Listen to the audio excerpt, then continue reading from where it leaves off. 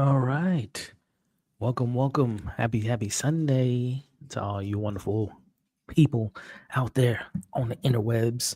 And also happy Mother's Day to every mom out there that is always holding down the fort, always holding down the family. Those that are, lost their mom, thoughts and prayers to you all. Those that are in place of mothers that may not be there for their kids. Again, shout out to all the wonderful moms out there. It is every day's a Mother Day because the moms run the world, y'all. So happy Mother's Day, happy Sunday, happy Last of Us season 2, episode 5 day. Fingers crossed we get a much better episode than last week.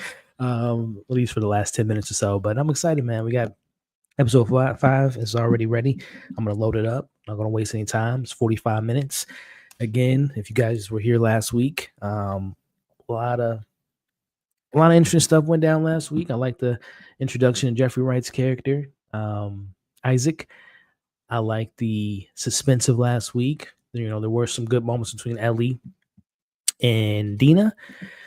But then things just kind of went south when we headed towards the back half of the episode. But again, that's last week. And with the new week, what's up to everyone in the chat? What's everyone say hello to each other? What's going on? What's going on? Again, yeah, happy Mother's Day to everyone out there. I love these watch parties. So do I. Glad you all can join me every single week. What's going on, Zia? What's going on? What's going on? Ending the weekend with my, let's go. Let's go. So with that being said, man, like I said, the episode is locked and loaded. So y'all know how we do. I'm going to press play. I'm going to watch the previously on the trailers, and we're going to watch the episode. So let me just make sure everything's lined up. And with that being said, well, I'll just wait to 8. I know the episode's already on HBO, but I'll just wait till it's exactly 8 o'clock. So just in case people come in and what have you, and we'll be all lined up and ready to go. But yeah, man, I'll talk about it probably in the after show. But I went down a rabbit hole of Last of Us. I watched like a bunch of cutscenes from the video game up until this point in the story, just to kind of see if it was like a disconnect going on with the live action versus the video game. There's a lot of changes that I'm very curious about why they made in the show versus the game. But one of the things I was complaining about last week was like the lack of urgency from Ellie, and there seems to be a big discrepancy between Ellie from the game at this point and where she's at in the show. So we'll see how things switch up. Hopefully we get a really solid episode from beginning, middle, and end, I should say. But with that being said, man, let's go ahead and press play. Y'all know how it is. At the count of 5, 5, 4, 3, 2, pressing play now.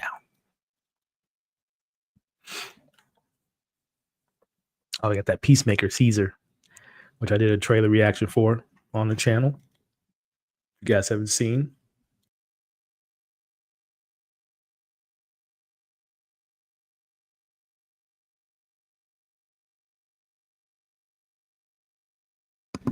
Very excited for Peacemaker.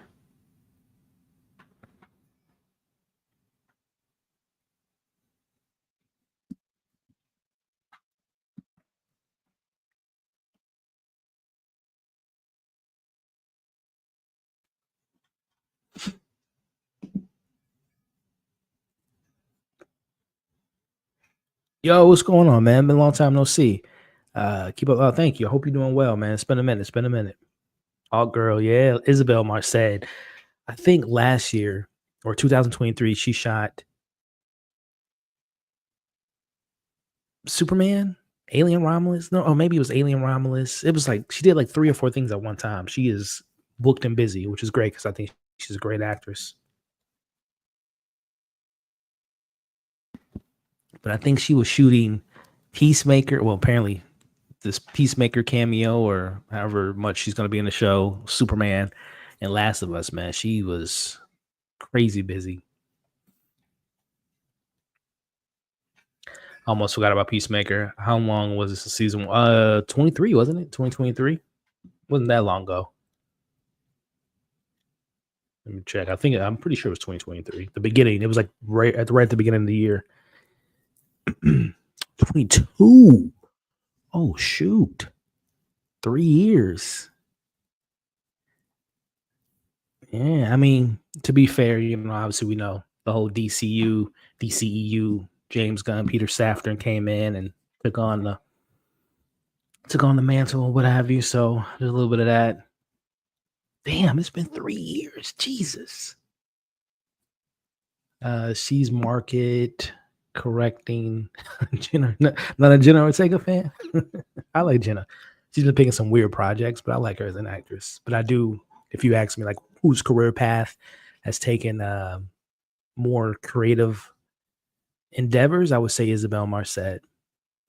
But they're in the same similar boat, I would say. But yeah, Jenna has been taking some really weird career choices. But Wednesday will be out this year, and is she a part of a big? Well, I guess Wednesday the big franchise, but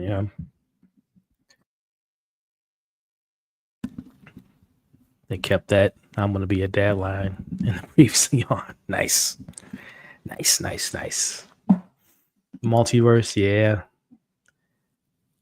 Time fly. It does. I can't believe. I thought I could have sworn it was 2 years ago. All right, y'all. Let's get it. What's going on, Rims? Good to see you. Good to see you. All right, y'all. Let's go. Show's on.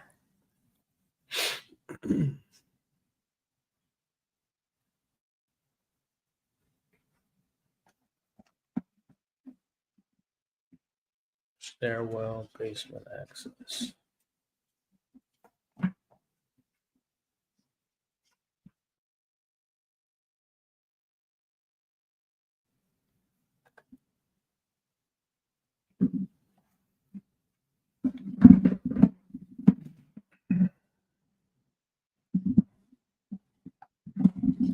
So we remember her last week. We met her briefly with Isaac's situation.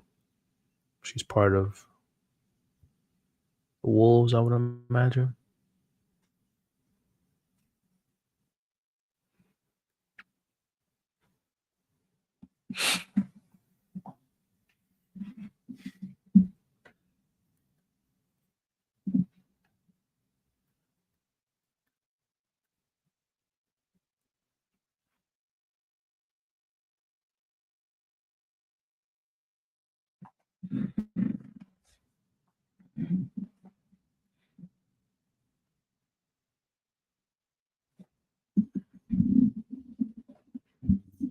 Just current time.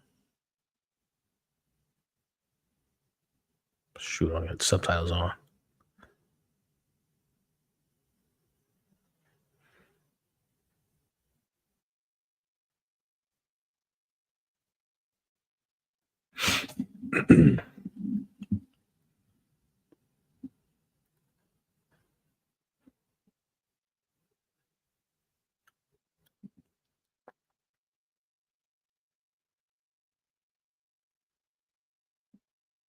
Oh, is this from the previous episode?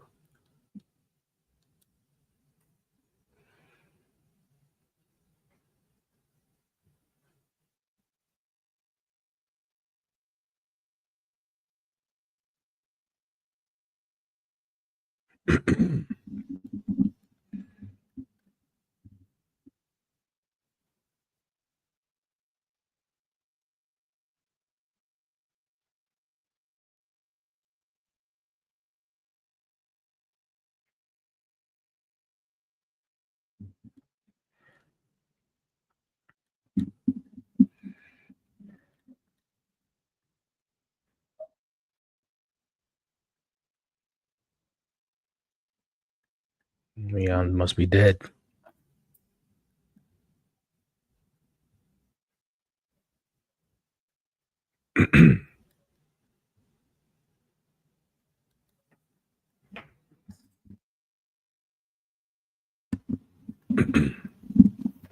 Oh, okay.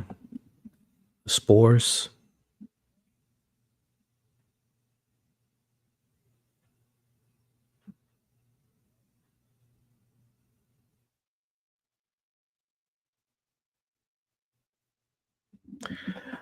I'm so curious on why they're now introducing the spores, and they didn't do this last year.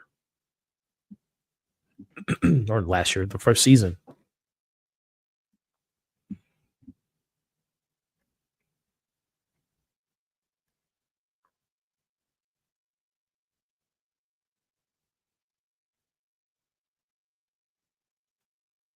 So is it mutated to spores?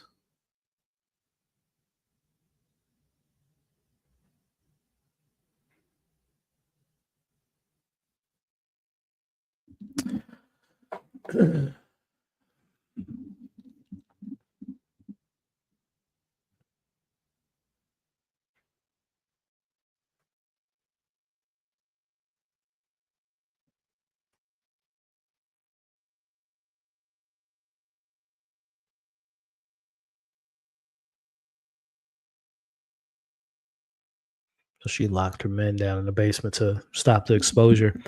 I am very curious on how they're going to handle this.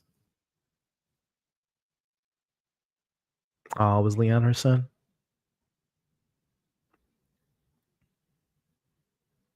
Yeah, because I remember, again, big fan of the first game, and that's obviously a big part of the game, and when Airborne. And I think the reason they said they didn't want to do it in the show is because they didn't want all their actors in mask, right? Being hard to see and hard to hear, which is understandable. So I think the solution was the spread was it spread because of the bite. People were getting bit. So now they're bringing it back. I wonder, is this a to appease the fans type of move, or is it going to actually make sense into the narrative? Are we going to now see a bunch of the actors in mask moving forward, or is it just going to be isolated to certain areas, contained basements, where there's no airflow, or I don't know. I guess we're going to find out. I do know one thing.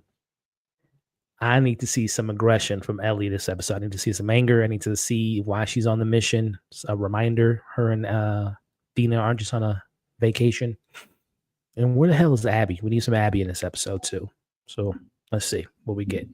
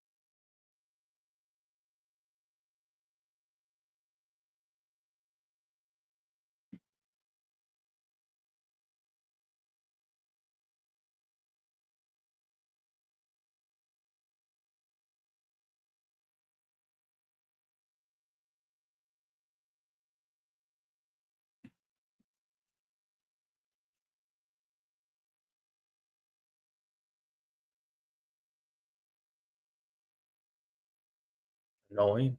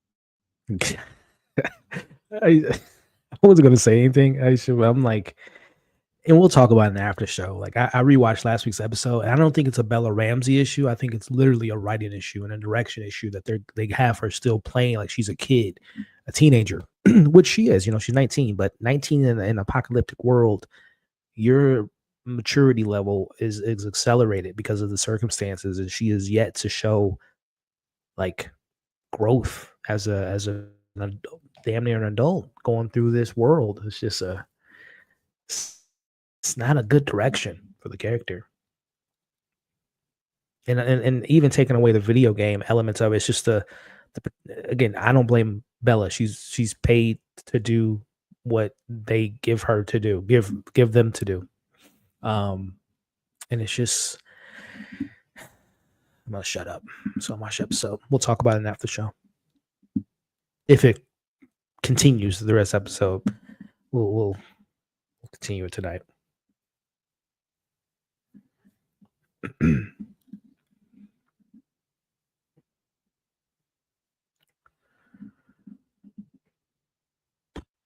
More music.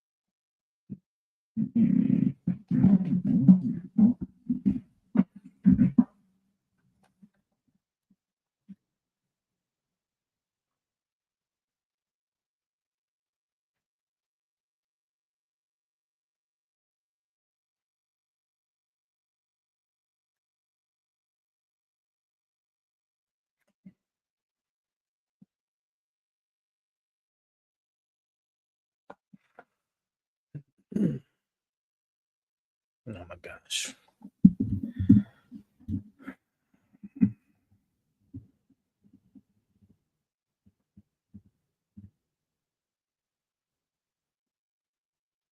Let's go be reckless.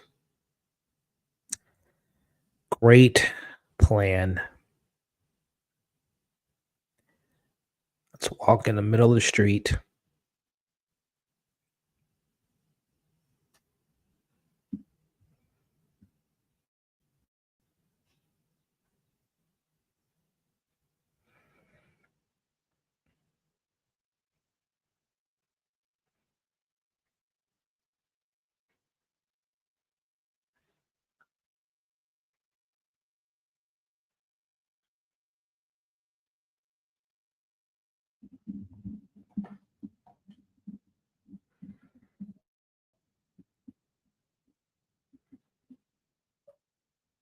Fill this bitch.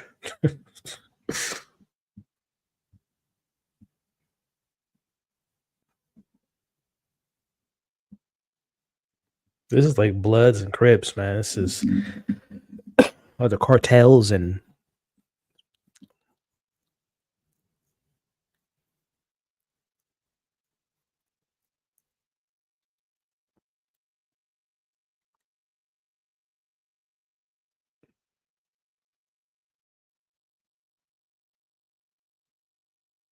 Honestly, you guys should have went back after last night's events.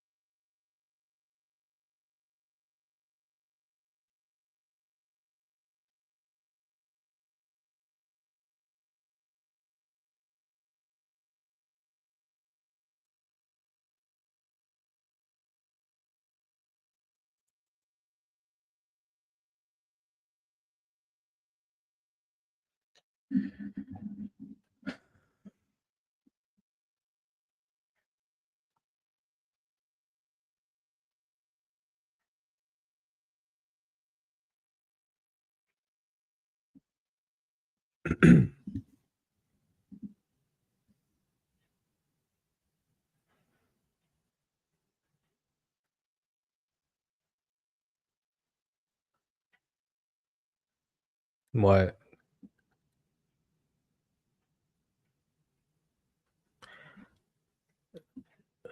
This is wild.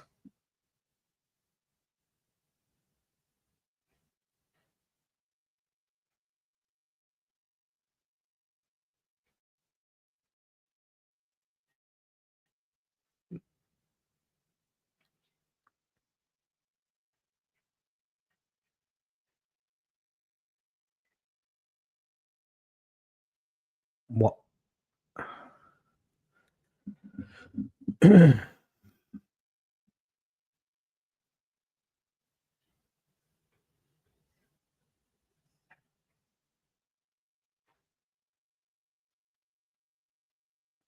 Why are the roles reversed? I don't understand that logic. That Dina's more like about that life. Like I don't even, yeah, just go back. I don't even understand why Ellie has no desire to do anything of vengeance. If you die, it's on me. You have a child.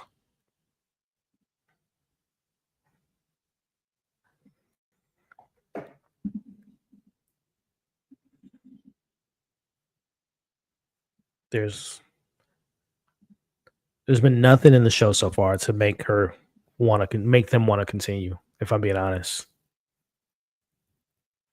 keep going for what? Like that speech that she just said, that Dina just said to Ellie. Ellie should have been saying that to Dina to convince herself to why they're moving forward, why they're going on with this mission.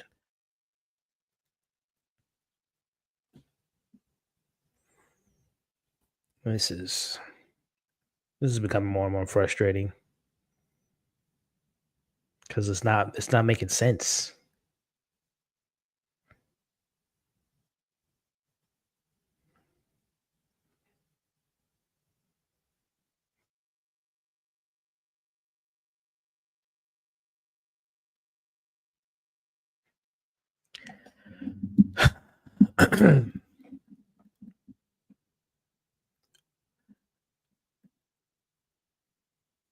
And I mean, listen, I love Isabel.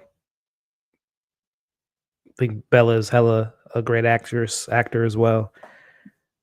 But the roles are reversed. It seems like Dina is leading the charge. I don't think that is supposed to be the way. Dina is essentially the Joel in this scenario. She's leading the charge. She's got the location. She's the one with the motivational speech. She's the one that wants to push forward. Nellie's just like, all right, down for the ride.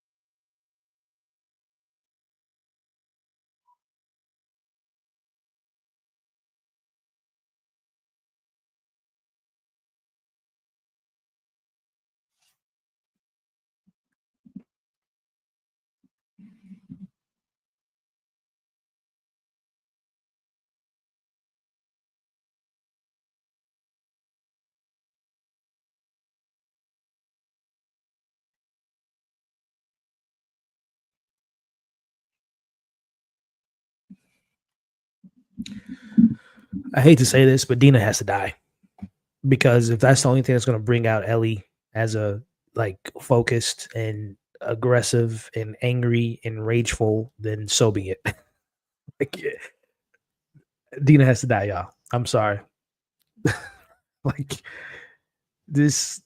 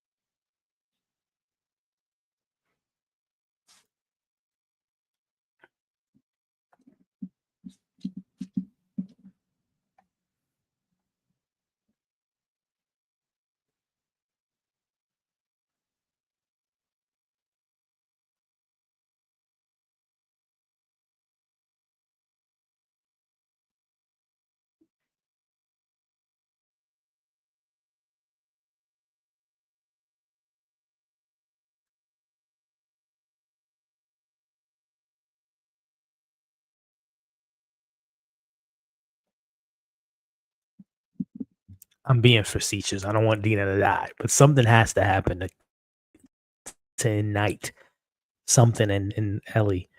Maybe Dina gets held hostage or something, man, because this is just becoming a little bit frustrating. What we got? What we got?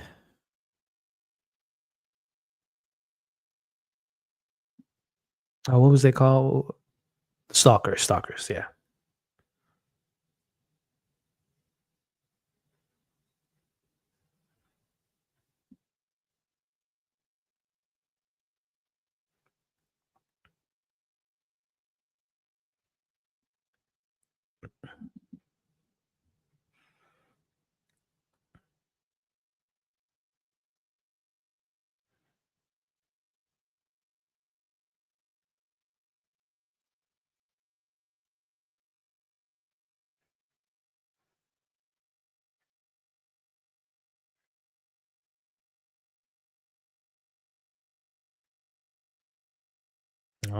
Two on two. No plan.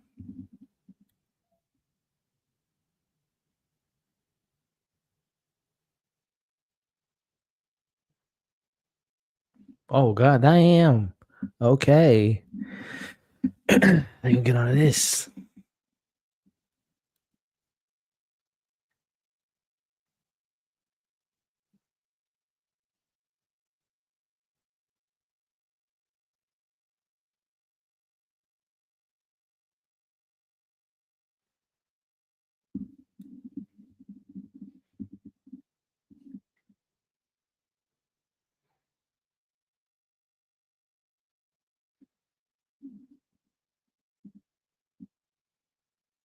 Good shot.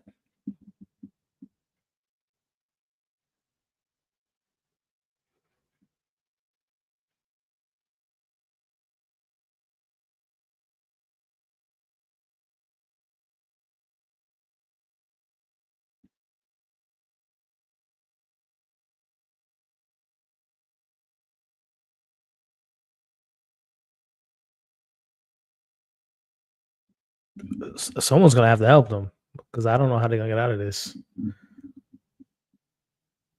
Oh, is it Tommy? Is it Jesse? Is it both of them? It looks like Jesse.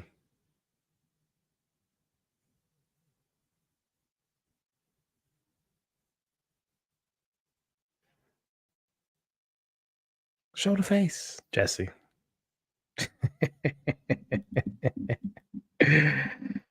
Ah,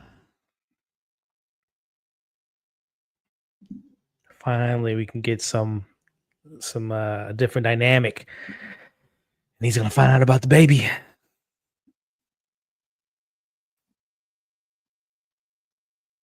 How did he find them?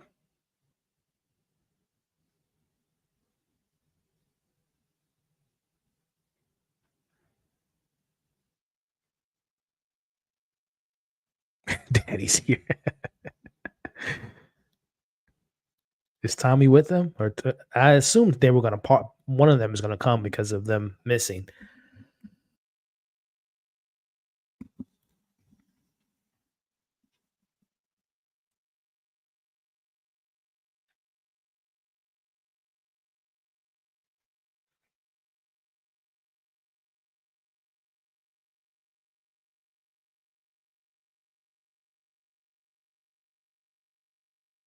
What's in the park?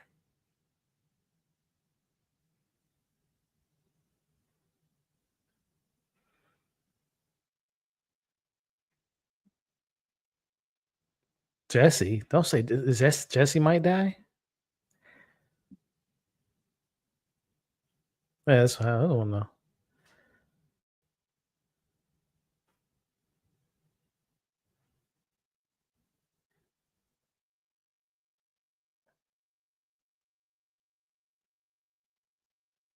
Tommy. Hell yeah.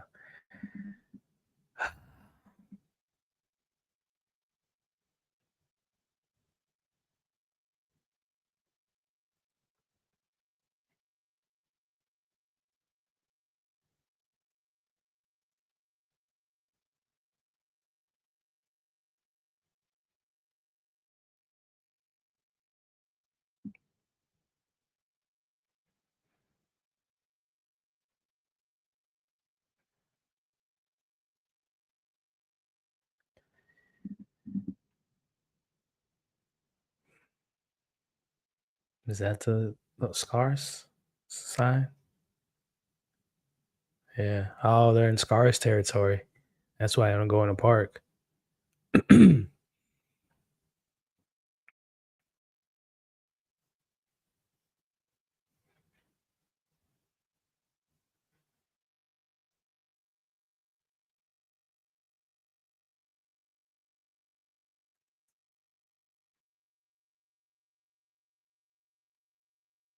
This is like a gang rivalry. Like we don't go in the park, but they're so close in proximity to each other. It's crazy.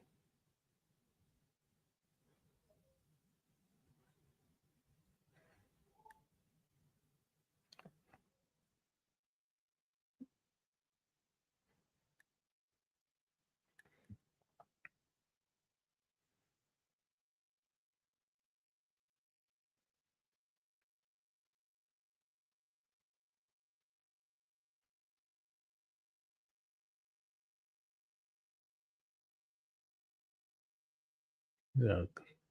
We know they gut these dudes alive, so what are we gonna do?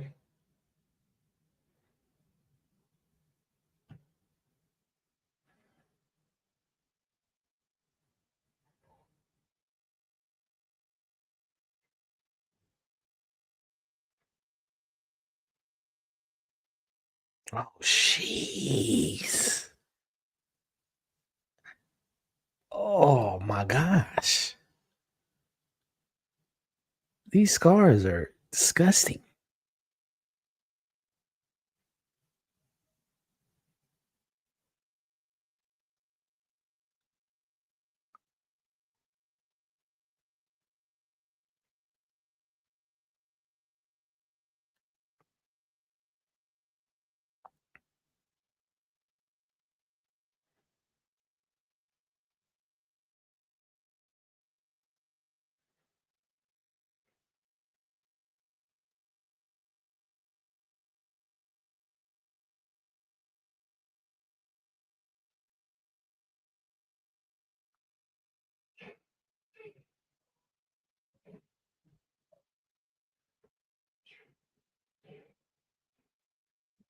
Let's see.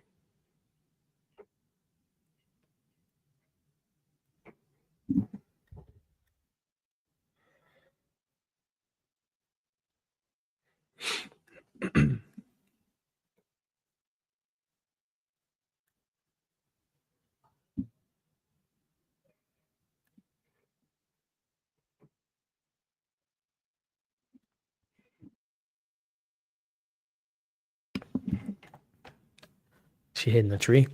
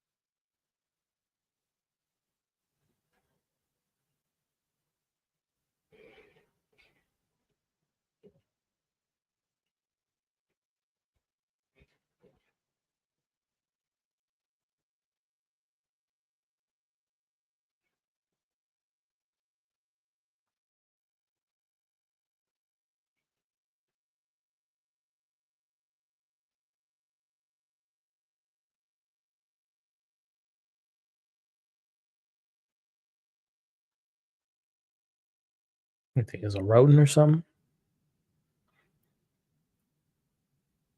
No, what an idiot. You think your dog, canine, would react to a critter like that?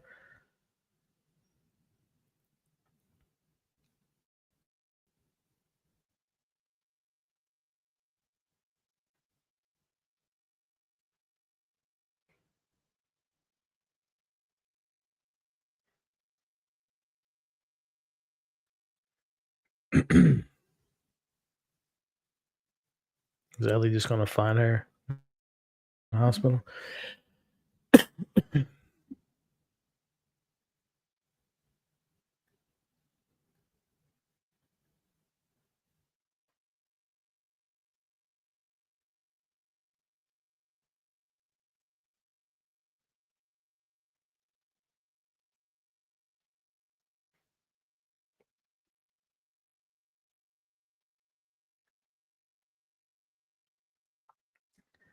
I pray that I can believe that Ellie can be a badass again in this moment.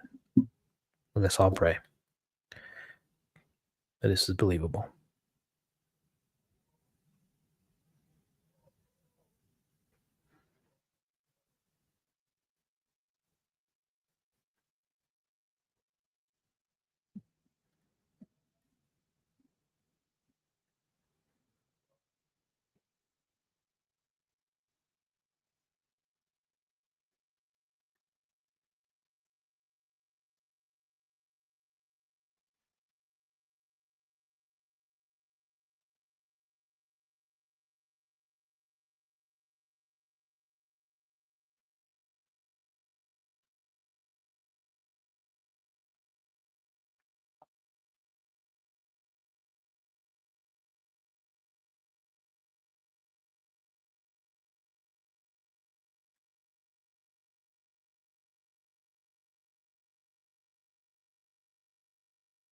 She messing with her right now, or is she being for real? Oh wow.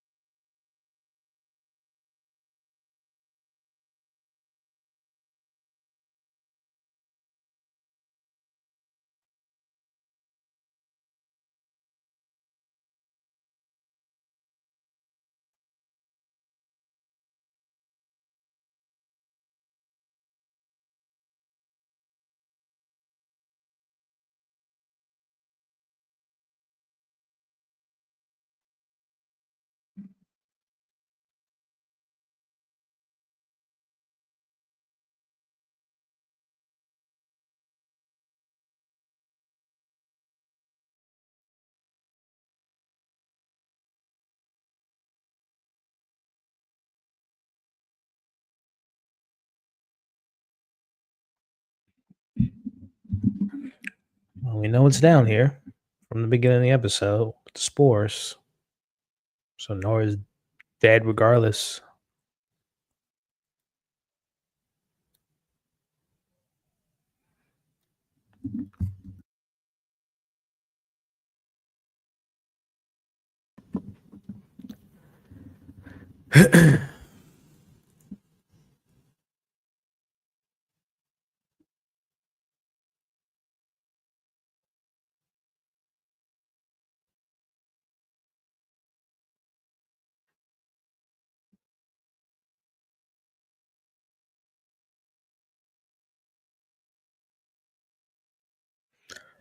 I'm a, again, I know they've kind of added this pretty big element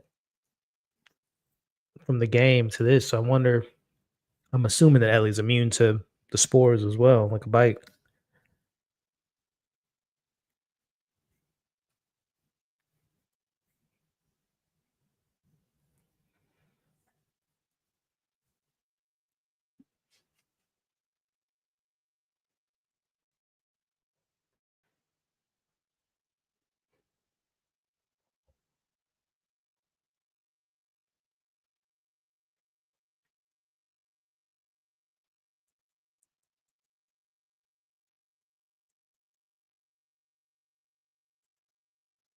Great job on the production of this. This is pretty immaculate.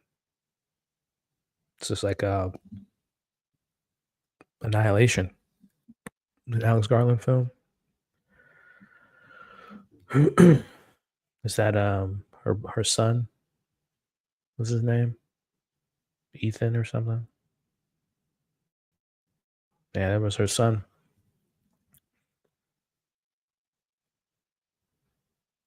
We about to run some Vecna.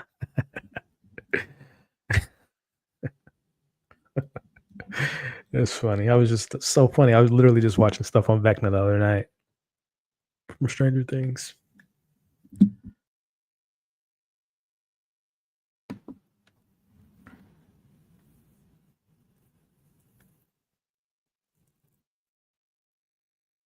She's dead and exposed to it. Who is Vecna? You don't remember? You didn't watch Stranger Things voice? Henry Crowell? Crawl? What's his name?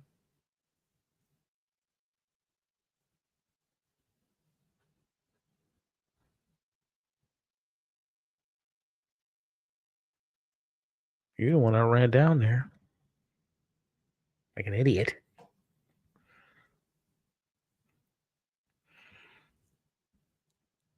She's immune. Wouldn't they have known that?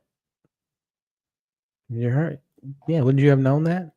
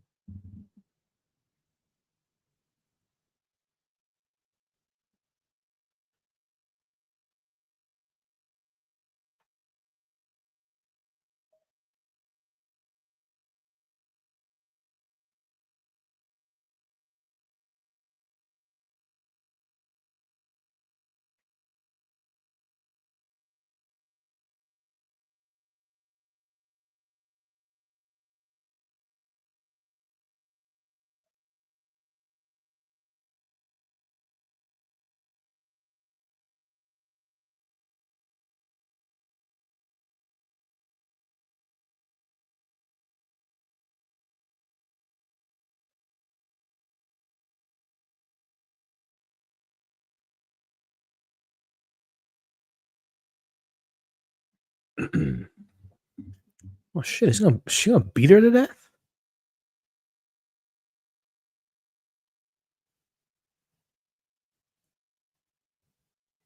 If she beats her with this pipe, that is gonna be a straight out of left field character decision up until this point in the story.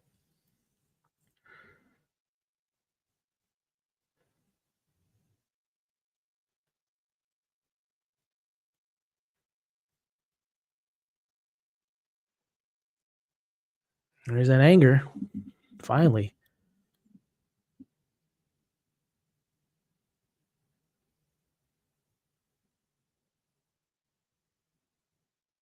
Uh, okay. Okay, Bella. Wish we could have got this last episode, but hey, sometimes you gotta crawl before you can walk.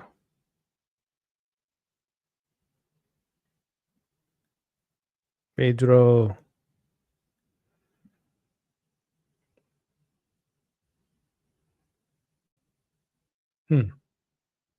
Interesting way to end the episode.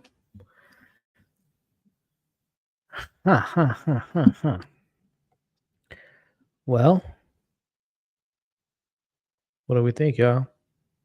See the trailer for next week as the outro plays.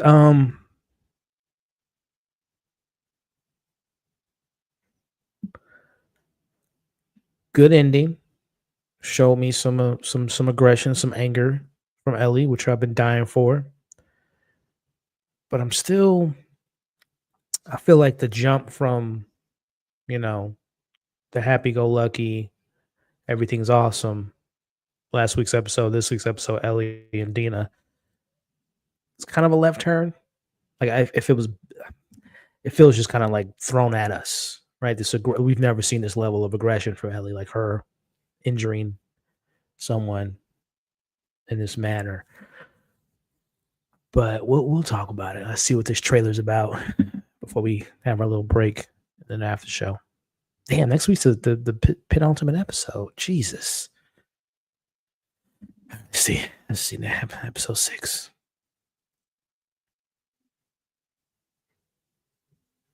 It's a flashback episode.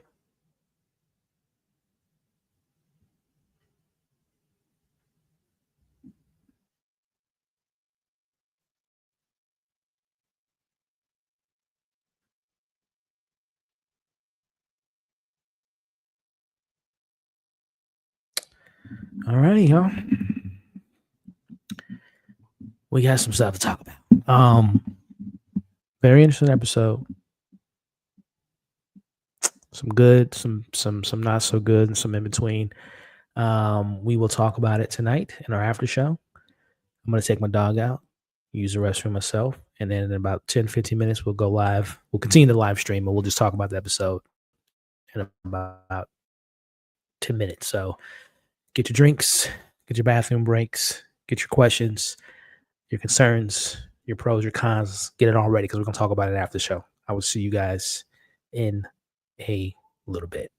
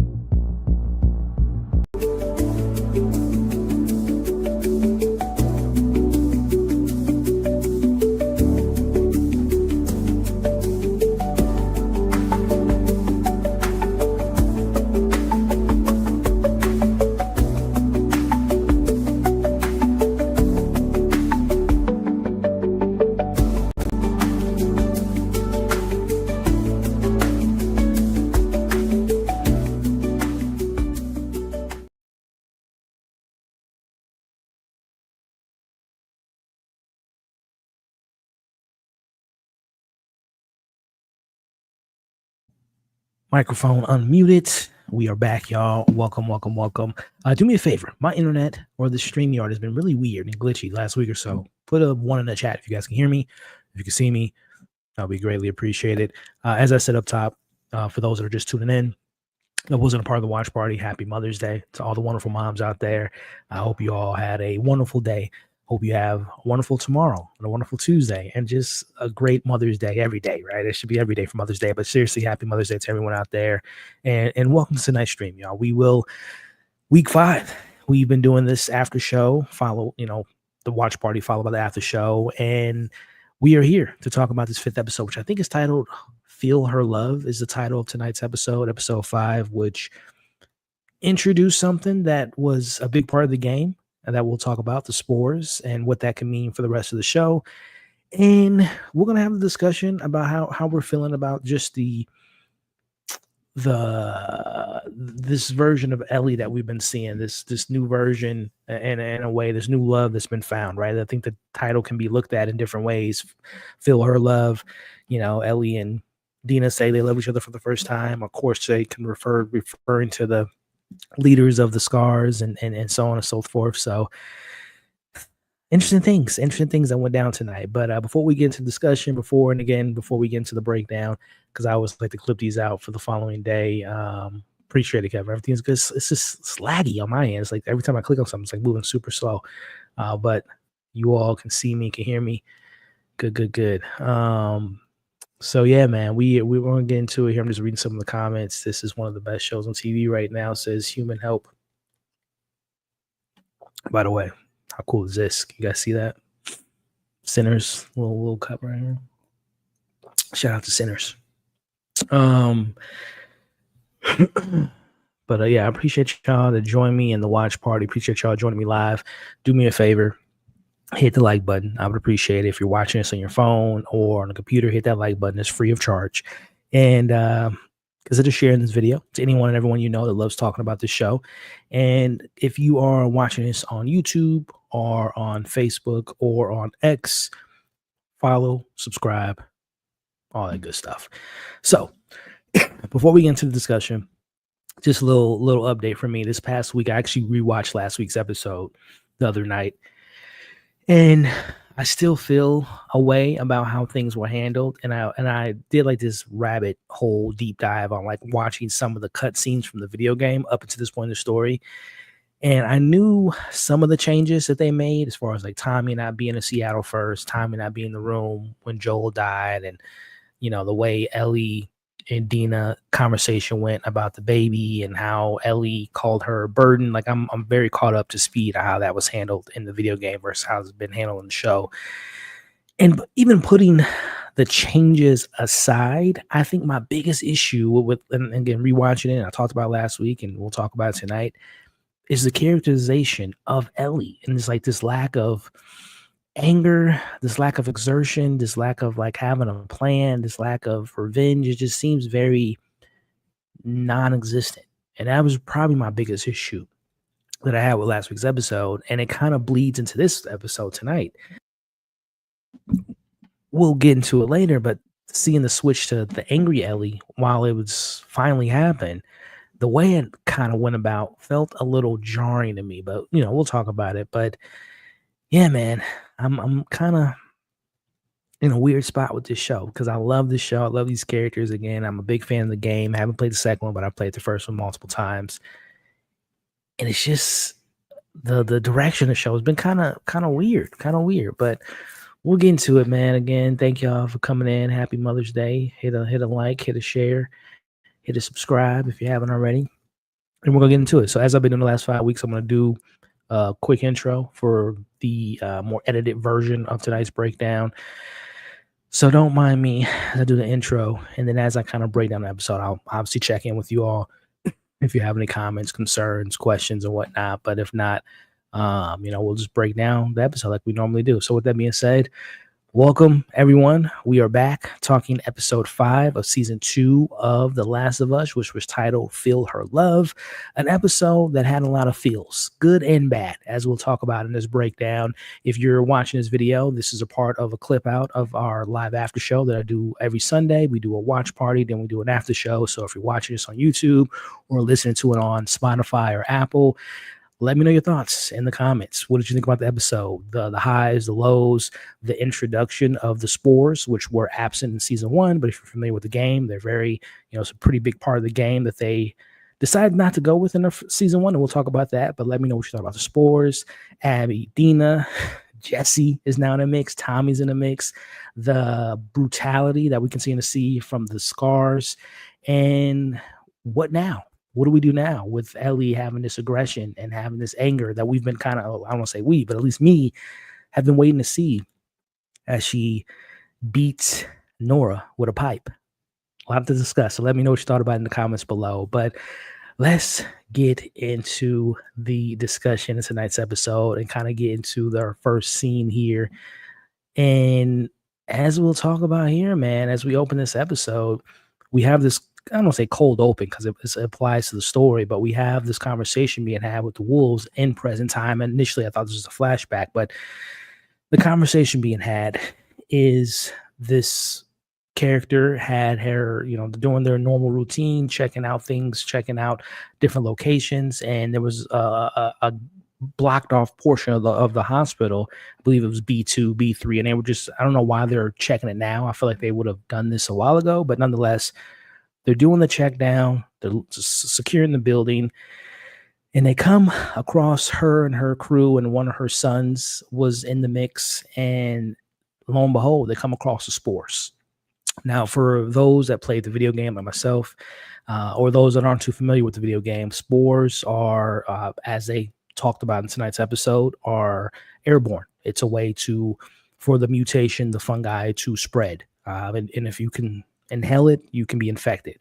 Now, if my memory if my memory serves me correctly, the reason they didn't have, and it's a pretty big part of the video game, at least again for someone that played the first video game, hasn't played the second one, you got to be careful when you're around spores, right? You got to have your mask on and all the different stuff. Which, speaking of the mask, if I'm not mistaken, the reason they didn't have the spores being a big integral part of season 1 is the mask, right? You don't want to have, even though Pedro Pascal, he wears a mask in another show that he does in the galaxy far, far away, but you don't want to have all your characters in mask, right? There'll be like a bunch of people walking around talking like Bane. You can't understand them. You can't see them. You can't see the emotions in their eyes. So I understand why they decided to go that route. And they replace the spores with, you get bit, you get infected. Understandable. So I wonder what the decision was of bringing it back to this season, because all those issues you had about not having in season 1 would still apply to season 2 unless they really condense where spores can be found. Like, we know that this is in a basement. It's not it's not ventilated properly. So closed off areas, basement, underground areas. So maybe they're just, again, I'm assuming the way they're going to handle it is that it's not as spread out as it was in the video game. So, and again, the mask being involved, not involved, I'm very curious on how the show is going to handle the spores moving forward, and if there are going to be any restrictions or any issues that from season 1 or why they didn't use it in season 1. So I'm very, very curious on how that is going to be handled. But it is exciting though, because it is, like I said, it is a very big part of the game, and it creates that atmosphere, that scary atmosphere, that fearfulness for the characters besides Ellie, who's immune to it, obviously. So let me know in the comments if you are a game fan, if you're happy for the spores to be included in the story. If you're not familiar with the video game, if you're intrigued by this element that we'll talk a little bit more about later. And yeah, very, very curious on what they're going to do with that new element to the show moving forward. Let me check in with the comments here. Again, it is so glitchy on my end. I feel like I'm talking in like blocks. But If you guys, again, I know Kevin said I was good earlier. Can you put a one in chat again? Because again, on my literally when I move my hands is like glitching like crazy. But put a one in the chat if you guys, if I'm coming in smooth on your end, because it is very laggy on my end. So before we move on, I just want to see if someone can put a one in the chat to make sure everything's smooth, because it is not smooth on my end. All right, Justin said one. Okay, maybe it's just StreamYard.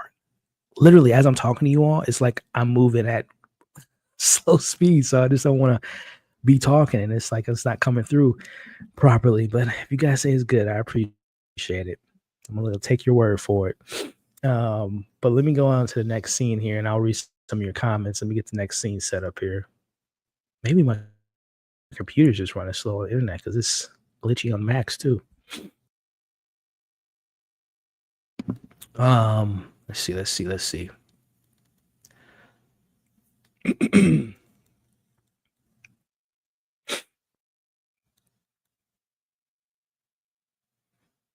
we go.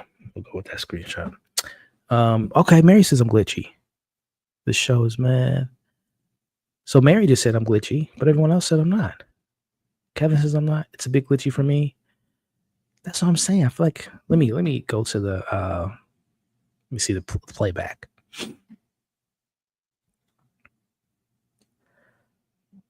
StreamYards, man. It did this last week too. It was super glitchy. Let me see. Don't mind me as I check this out. Again, in the meantime, hit the thumbs up, share, all that good stuff. Let me see.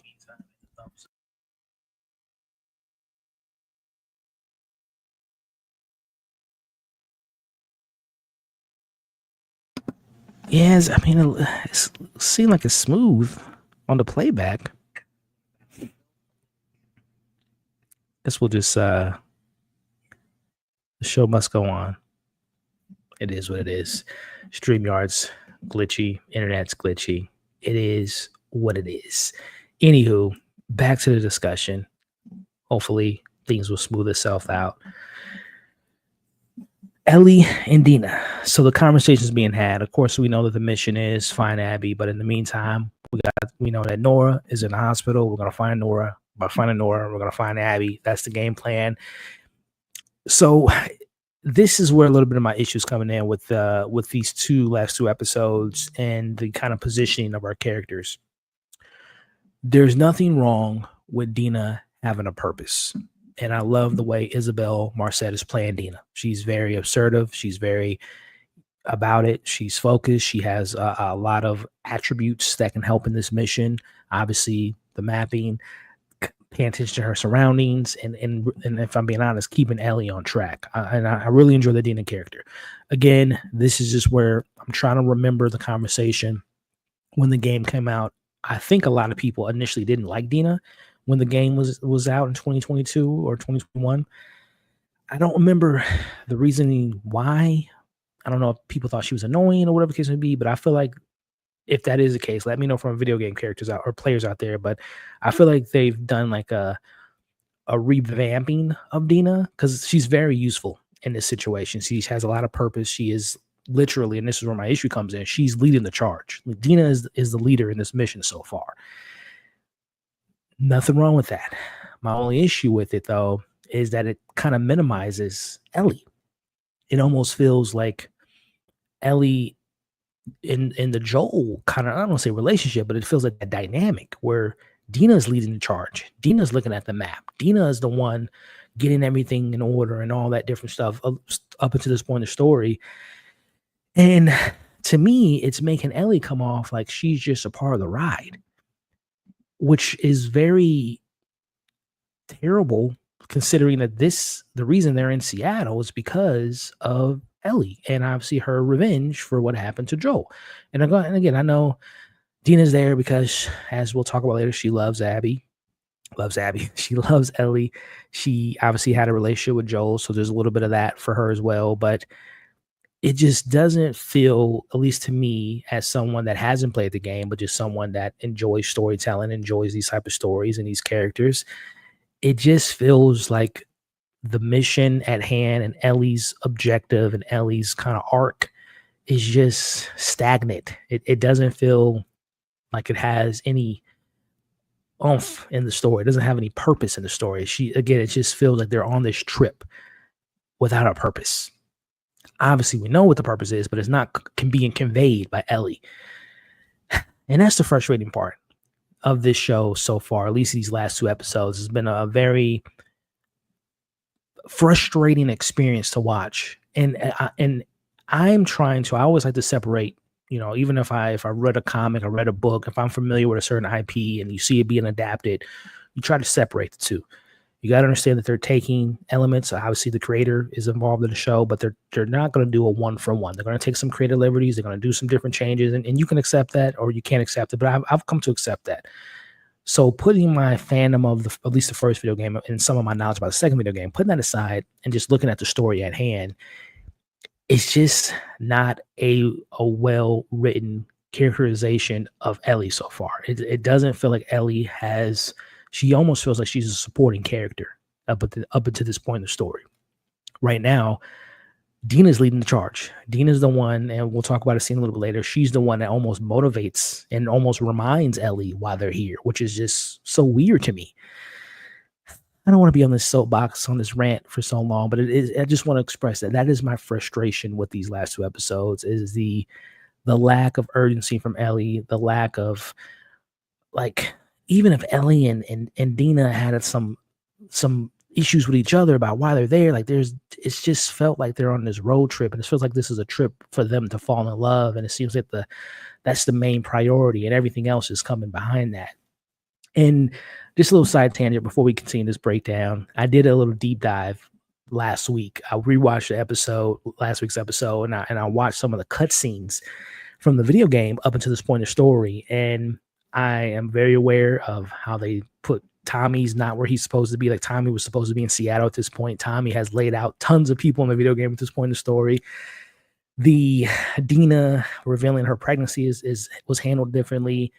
Ellie's kind of attitude towards her is much different. Like, she calls her a burden, which is very much the truth at this point. So I am very familiar with what the video game does at this point. But again, I want to take that out of the equation and just look at what we have in front of us. And it just feels like the show has switched the dynamic to make Dina more of the lead in charge and make her more of the lead of the show almost, versus Ellie. And I just don't feel like that is the smart decision. It hasn't played out well for me. I don't know about you all, but it just hasn't felt right. Like, again, Dina's like, she's the one. And even... And I want to be very clear about this part. I think Bella Ramsey is a really great actress. We've seen her, or seen them acting since they were 10, 11 years old in Game of Thrones, and they damn near stole every scene they were in. So we know that Bella is capable of great things, and we've seen it in this show. They were phenomenal in season 1. But there seems to be a disconnect from the writers in the direction for the Ellie character. And there almost seems like they forgot that Ellie's 19 and not 14. She's still very childish. Even the conversation early on the episode with her and Dina talking, and it's still kind of playful. And it just feels like they have forgotten the essence of the character. It just seems like they're lost in the sauce. They've lost the plot, and they're kind of losing me with Ellie. And I don't know. And this is just me. Again, this has become a long tangent. Get back to the breakdown. I'm just expressing my thoughts to you all. I don't know, because from what I understand and from what I remember from when people played game 2, people did not like Ellie, and not for the way she was written or whatnot, but it was the decisions she's making. It's like it's supposed to frustrate the audience. It's supposed to make you frustrated with Ellie because of the decisions she makes on a narrative decision. And I don't know if the audience or if the writers said to themselves, taking the outside negativity for the casting of Bella Ramsey, which if you all if you're not online, if you're, you don't know this, there has been especially this season, the last few weeks in particular, there has been a lot of negative commentary, a lot of negative comments towards Bella and, her being in the role, or them being in the role, which is unfortunate because again, I feel like Bella is just so great as an actor, and it has shown that they are great. But I almost feel like the writers are protecting her, or protecting the character Ellie, and protecting Bella at the same time, and not giving the character those attributes that could be frustrating. And I think they're doing that because they already know that Bella is getting so much pushback online. They don't want to put those character traits on her. If you kind of get what I'm saying, right? I mean, we'll talk about that in this episode. She does something that could be frustrating for people, even though I think she's in the right to to do what she does to Nora, because of what Nora did to her and Joel. But I just feel like the writers are in a conundrum. They have their hands tied. They're in a catch-22. It's like we can't put maybe the things we want for Ellie to be from the game into the show because Bella is getting so much shit from the audience and the negativity online, and we don't want to put that on the actor and we don't want to put that on the character. So let's maybe revamp the story. Let's lighten Ellie a bit. Let's put her in the background a little bit. Let's have Dina maybe be in the forefront. Again, I have no evidence for that, but that's what I'm getting the vibe. That's the vibes I'm getting from the way Ellie's been written so far, is that the show is protecting Bella, but also softening Ellie and not giving her the aggression, the anger, the frustration, because they don't want Bella to catch, the unwarranted negativity issues that they've been getting so far. So I don't know, maybe a telltale book after the show's in it that they'll say something like that. Anyway, that's how I feel, is that Ellie has been sidelined and been kind of reduced to a kid at this point in the story, and the decisions they've been making so far with the character has been kind of baffling and frustrating for someone like myself that loves the character, and I know how many other people like her, the character as well, and see themselves in Ellie. And it is a beautifully written character. It's a phenomenal character, and it just feels like the show has kind of lost the plot with the character. But that's been my TED Talk. Let's get back to the episode. So again, there seems to be a key element of the guitar and music. We've seen her, Ellie, playing the guitar, singing a song for 2 weeks in a row now, and I am to assume that this is very pivotal. This has to be. This has to have some meaning. If I were to guess based on episode 1, Joel, guitar in his hand, I'm assuming that this has some type of importance to her. I've been talking about my frustration of her not acknowledging losing Joel and not having that sense of urgency to get her revenge, and her not even mentioning Joel. It's almost like she's forgotten what happened to Joel. But I feel like the music is her way right now of remembering him in a good light, right? Not remembering their issues they had or however long they weren't talking, and a decision that Joel made to her to lie about what he did at the hospital. She's kind of suppressing that and just remembering the good things about Joel. And I would imagine the guitar, the singing is something that she can remember him by. That's what I'm assuming, because again, I don't know why else we keep seeing her. Last week obviously was like a full-on concert, but this week was like a little bit shorter, but the guitar and the singing, and she says, I can't remember the line. I think she says, I don't want to lose you. So that to me can mean two things. Like, I don't want to lose you, like I lost Joel, and she's referring to, I don't want to lose you, she doesn't want to lose Dina. I'm to assume that's what that lyric means. I don't know if this is a song that she wrote or Joel and her wrote, but I'm assuming again that music, Joel, Ellie, guitar, Dina, it all kind of, has an importance to her. So I'm hoping that this has a payoff, this whole guitar singing, because it seems to be very, very important for us to see this 2 weeks in a row now. As we get that little side action or a little side scene we get with Ellie, we go back to the room with Dina. She's the mission. She tells Ellie that she's figured out a way in the map. She's been able to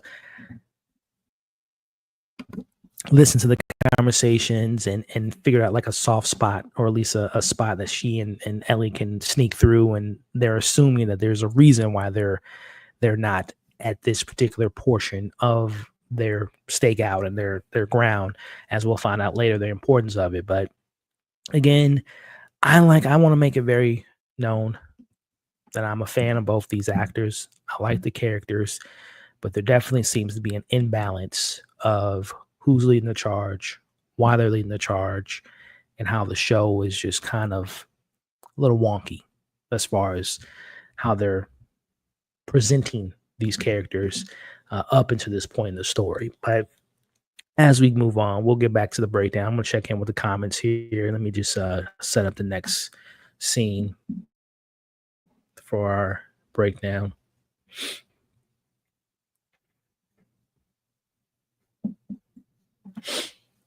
All right, where are we? Yeah, where are we at? Let's see. Let me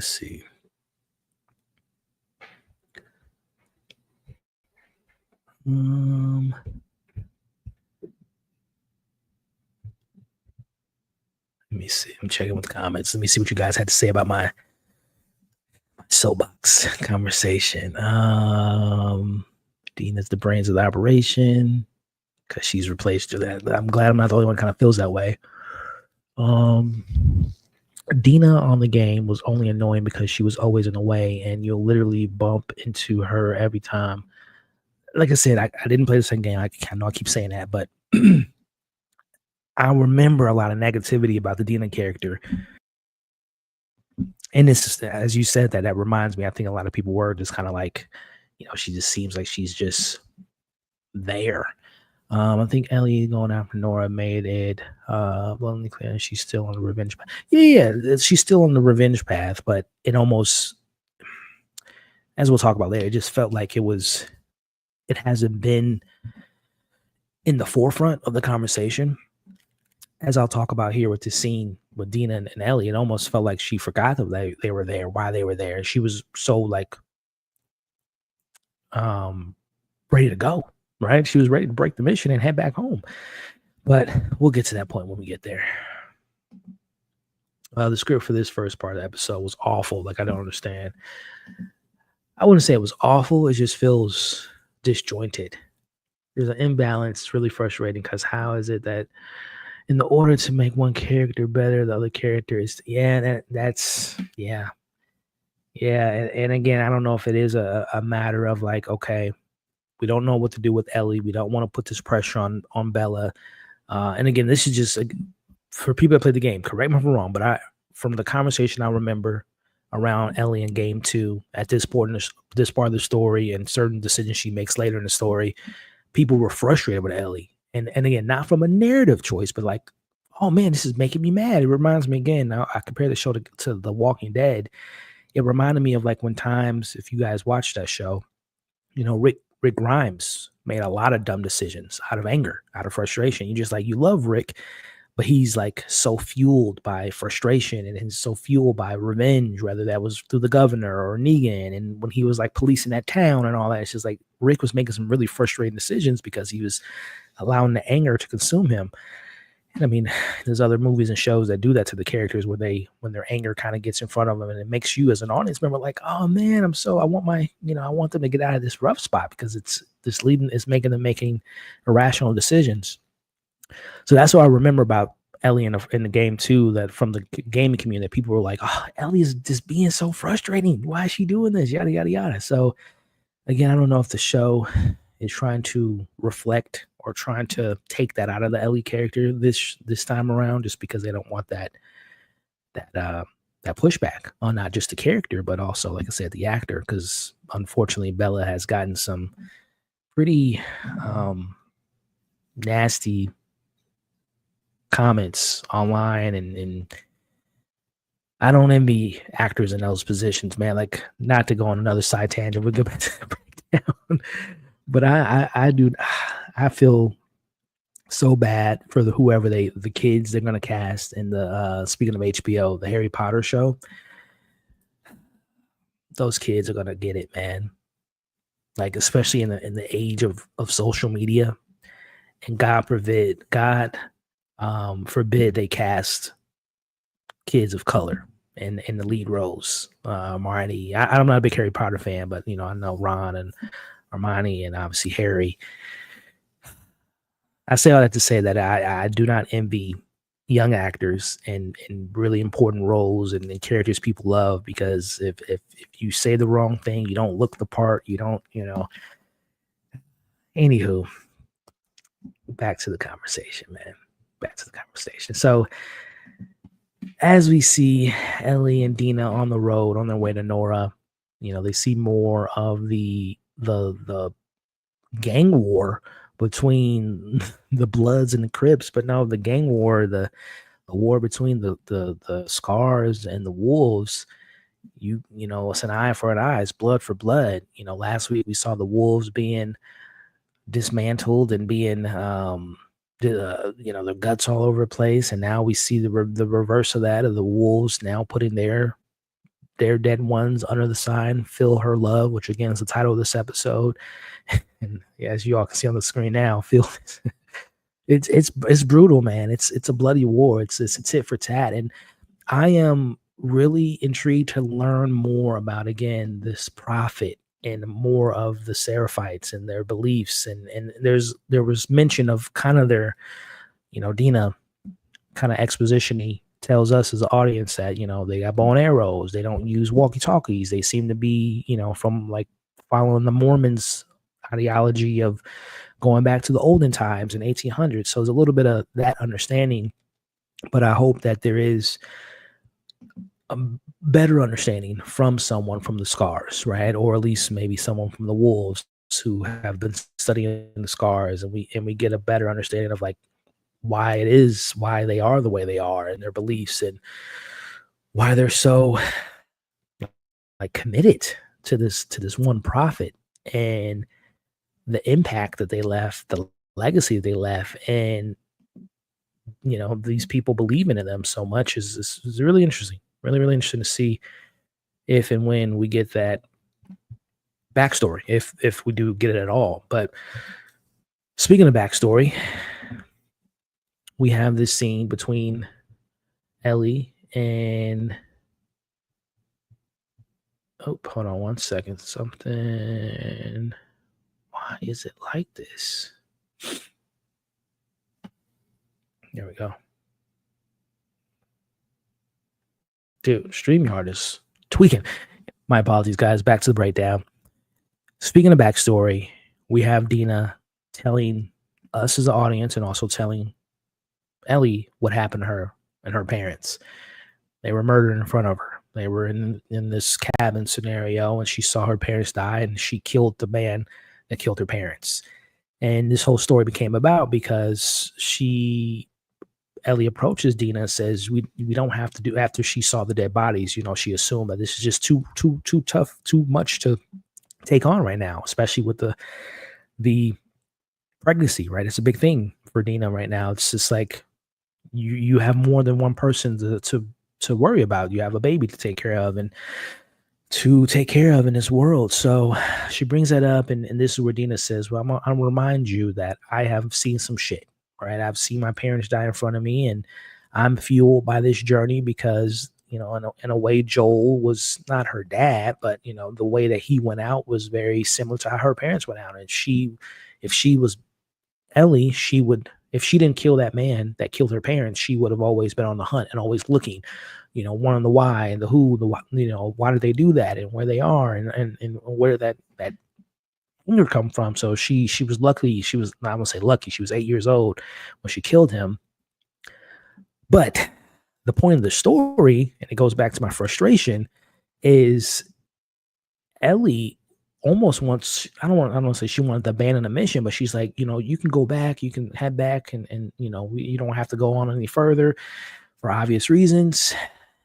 But then it was almost like Dina was like, no, I'm here to get my revenge, but I'm also here to support you. But let's go with the rest. Let's keep this mission ahead. And it's just like, to me, that was almost like a reminder for Ellie to why they're here. And it just feels like, again, I don't feel like Ellie needs that motivation. I almost feel like, and obviously you can't revise where we're at in the story, but I go back to episode 3 when they're at that, town meeting and voting on if they should go to get their revenge on Joel, and obviously we know the results of that. But I almost feel like even from that point, Ellie should have been on some like, what's wrong with you guys? This is how you treat the people you lost? You're just gonna hide and not get revenge? Like, I feel like at that point, Ellie should have been on her bully mindset. She should have been upset. She should have been angry. She should have been mad. But again, it just seems like it's just not a priority. It's not a top of mind. It's not. And I talked about this a couple weeks ago. Yes, I like my characters to be complex and have layers to them, and not just be one thing, right? But I feel like this is her being upset, her being mad, her being fueled by anger makes sense, right? Anywho, again, this scene when Dina's essentially motivating her, she says to her, Dina, which again, I feel like the role should be reversed, but Dina's the one that looks at Ellie and says, we can stay, we can go, it's whatever you want to do. And it's on Ellie to say, and almost like with hesitation, like she says, let's keep going. But there's, like I said, there's a level of hesitation. There's a level of, should we go? And the reason I'm pointing this out is it doesn't match what we saw Ellie do later when she sees the hospital and goes off for Nora. Because to me, it should have been the reverse. That, not that obviously Ellie's not going to tell her, the story's not going to add up, but from the sense of like, Ellie is trying to convince Dina not to necessarily stay and go on this mission with her, but she's trying to convince Dina why she is so gung-ho and so passionate about why she needs to kill Abby, because of how important Joel was to her, right? That should have been the conversation. And maybe later on we learn about Dina's tragic backstory. But again, it just felt like when she told her that, Ellie was like, let's go. And should we go? Like, no, like, I don't know, man. Because again, it's just this Ellie to what we see later are two different Ellies. And it's that journey of how we got to the aggression, the anger, which I'm happy to see. I don't condone violence, but as far as the story goes, I'm happy to see that that's where the character's at, because it makes sense while they're on this mission, while they're in Seattle. There's a disconnect. There's a very disconnect. But as we'll continue on, I'm going to check in with you guys again in the comments. But as you guys can see, this first half just felt a little disjointed. Disjointed is the word I would use. And I just don't feel like the position they're putting Ellie in is kind of just like an afterthought of her emotions, her decisions, her motivations are just kind of all over the place. But let me set up the next scene before we get back to the breakdown and see what you guys are talking about. In the meantime, just you gotta, because I only a person is on YouTube as well, and sometimes we forget, right? Hit the like button, consider sharing, and also this is your first time tuning in, brother. It's on YouTube, Facebook, or X. Hit that. Consider following, man. I would appreciate it. All right, I think we are. Oh, it's super dark. Can't really even see what's going on. Let me see. Come on. Yeah.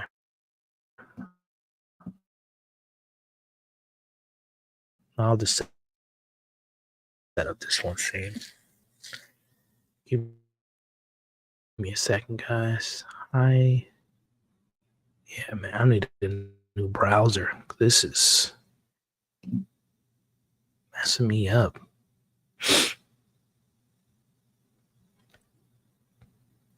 Before we move on, Shout out to Paul with the 499 super chat. Ellie's immature, childish, unhinged, and insane.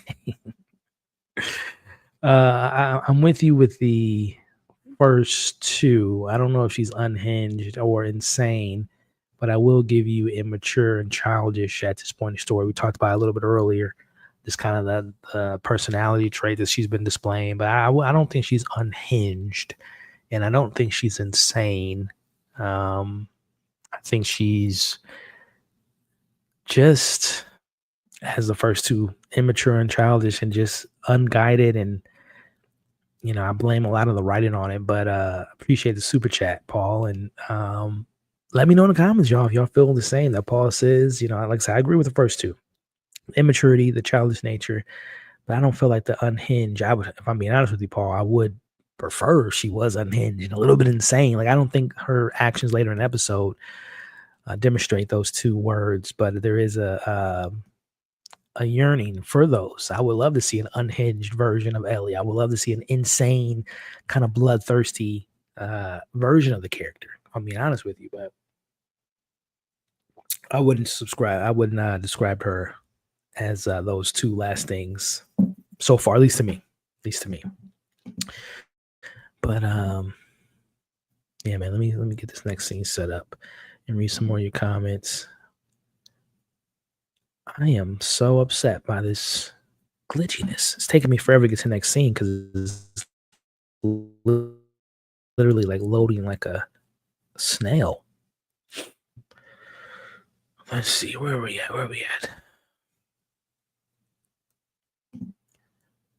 We might not even might not even get a screen grab because it's so glitchy.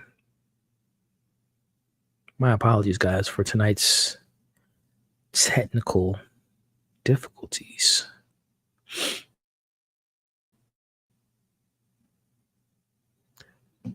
But sometimes it happens, man. Internet technology has a gift. It can be a curse. All right, we'll just leave it there. Come on. There we go. All right. Again, thank you, Paul, for the super chat.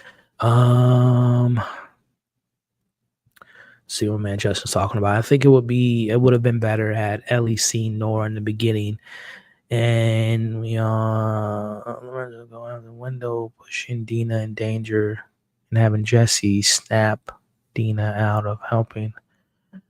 Yeah, I mean, maybe maybe even seeing, like physically seeing Nora and having, Ellie almost irrationally trying to go through all these obstacles to get to her, and Dina's trying to like, we'll get to her at due time. But Ellie's like, no, I need her. I need to kill her, or not kill her, but I need to get answers from her. So, yeah, I hear what you're saying, Justin. I hear what you're saying, man.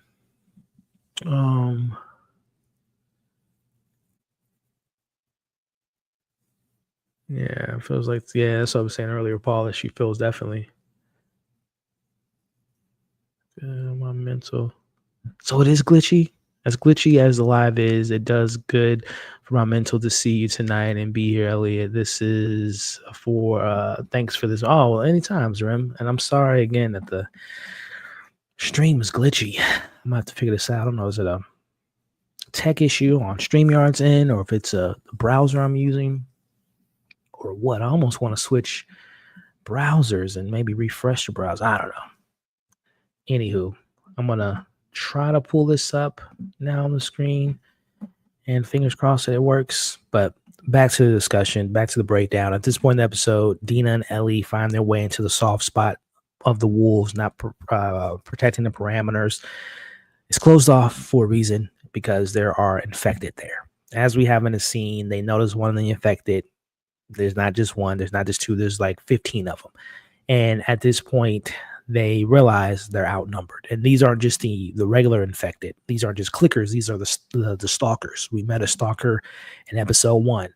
Very, I don't want to say very intelligent, but they have more of an intellect and more of a savviness about them, more so than the clickers. They strategize. They kind of, pick out their praise and kind of hunt their praise in a way. And it's very scary. That is a scary scenario to be in. And they're not prepared. They are not prepared. At this point, And I will say narratively, because I think I've been pretty negative so far on this episode. Positively speaking, narratively speaking, this is where the power dynamic changes, and this is where we're reminded that Ellie is the lead of the show.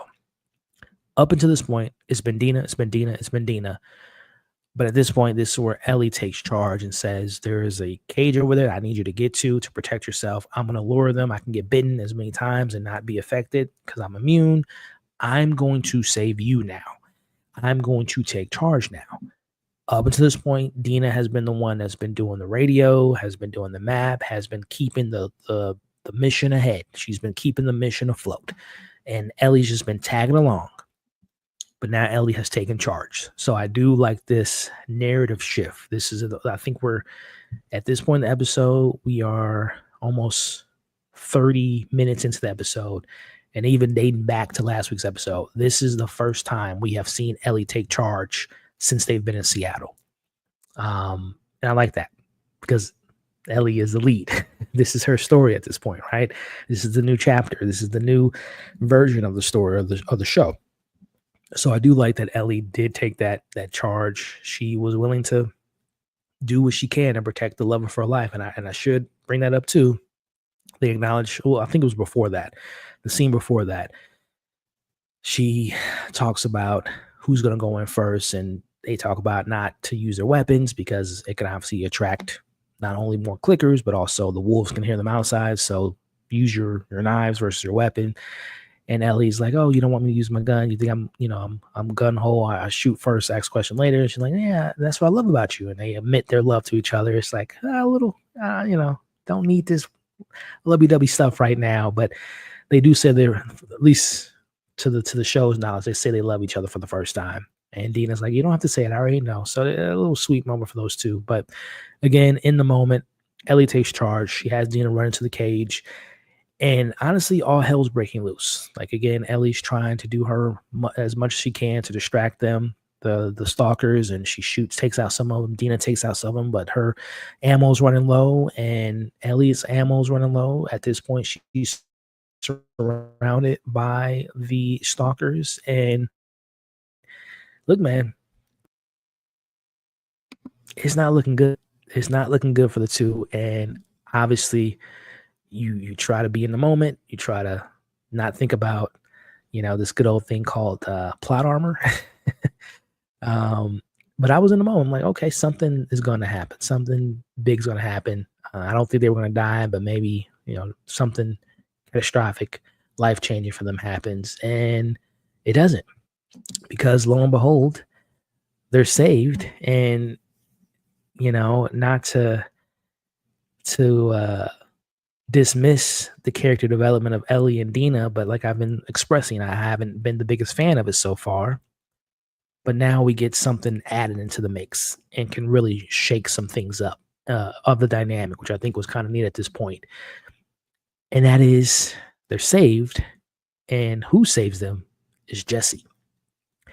And before we even talk about the Jesse of it all, I'm kind of thinking back to the episode, because it was almost like Ellie was confused where she was at. She was kind of flustered, and it was kind of, it was hard to see who she saw. Obviously, in my mind, I'm like, this is either Tommy or it's either Jesse. But if you look at the scene, it's blurry from her perspective. And I almost felt like the reason it was blurry is because, in my eyes, I feel like Ellie, for a second there, thought that was Joel that was saving her, right? Because obviously she's been in that position where Joel has been her savior. Not that she's a damsel in distress, but when things got rough and situations were a little tough, Joel was the one that would step in and be that, quote unquote hero. And I think for a second there, Ellie thought that was Joel, but it isn't. It's Jesse. And we obviously, for multiple reasons, it's important that it's him, because we just found out, and they just found out, that Dina's pregnant. And if you think about it from a perspective of, Dina was just saved by the father of her child. Um, and if you're Ellie, you're like, oh shoot, this just changes the whole dynamic of our relationship in a sense because the guy comes in and saves her, the dad comes in and saves them. This is this is a dynamic that I think is gonna at least give a little bit more compelling nature to this relationship that I feel like has been kind of as we've talked about many times in this breakdown so far, has been kind of handled in a way that's been kind of frustrating. So this new layer, this new dynamic with Jesse coming into the mix, and also I don't want to forget Tommy's here too, and that's really interesting because now this even puts more pressure on Ellie's decision because now they're in the mix, and if something happens to not only Dina, but if something happens to Jesse or something happens to Tommy, that's going to be on Ellie's hands because if it wasn't for her going on this mission and dragging Dina along, because you would imagine Jesse and Tommy are there to save them or to bring them back home, as Jesse says in this moment, and he's frustrated at Ellie, rightfully so, because they wouldn't have been in this position if it wasn't for Ellie. So I'm very, very interested to see this dynamic. As I say that out loud, you only got 2 episodes left. And based on the trailer at the end of this episode, it looks like next week might not be all a flashback, but it seems like it's going to be pretty much flashback heavy with Ellie and Joel and maybe Eugene. Maybe we find out a little bit about what happened to Eugene in this episode, but I think next week is going to be a flashback heavy episode, and we might not see a lot of that dynamic that I was hoping for with the four of the characters being in the mix now, being in Seattle. But we'll see. Maybe episode 6 will be split between that narrative and the flashbacks, and then episode 7 will be obviously the ramifications of that. But Jesse saves Ellie and Dina. They make it out. They go run into the middle of the woods, and we hear the wolves saying they're not going to go there, and there has to be a reason why. As we find out, going back to the gang wars, it's because this is the Scars territory. They're in the wrong part of the neighborhood. So as they make their way through the woods, they see some fire, and they see a bunch of the Scars have gathered up, strung up, hanging up a wolf's character. He's trying to say, I'll join you guys, I'll tell you whatever you want to know you want, I'll tell you where the next Isaac's plan is. They don't care. They're like they're all about that life, about sacrificing and using the wolves as example. As they say, this is essentially, we saw those dead bodies, those strung up, mutilated bodies last week, and we see this ritual that they released them. They essentially, again, this, I want to learn more about the Scars. This, in a sick, twisted way, in their mind, they think that they're freeing these people, the wolves, of their deprived lives, their sinful lives, or whatever the philosophy is. And their ritual is gutting you from the stomach down and having your guts spill out. And essentially you're being freed into whatever the belief is of this leader that they have, the prophet.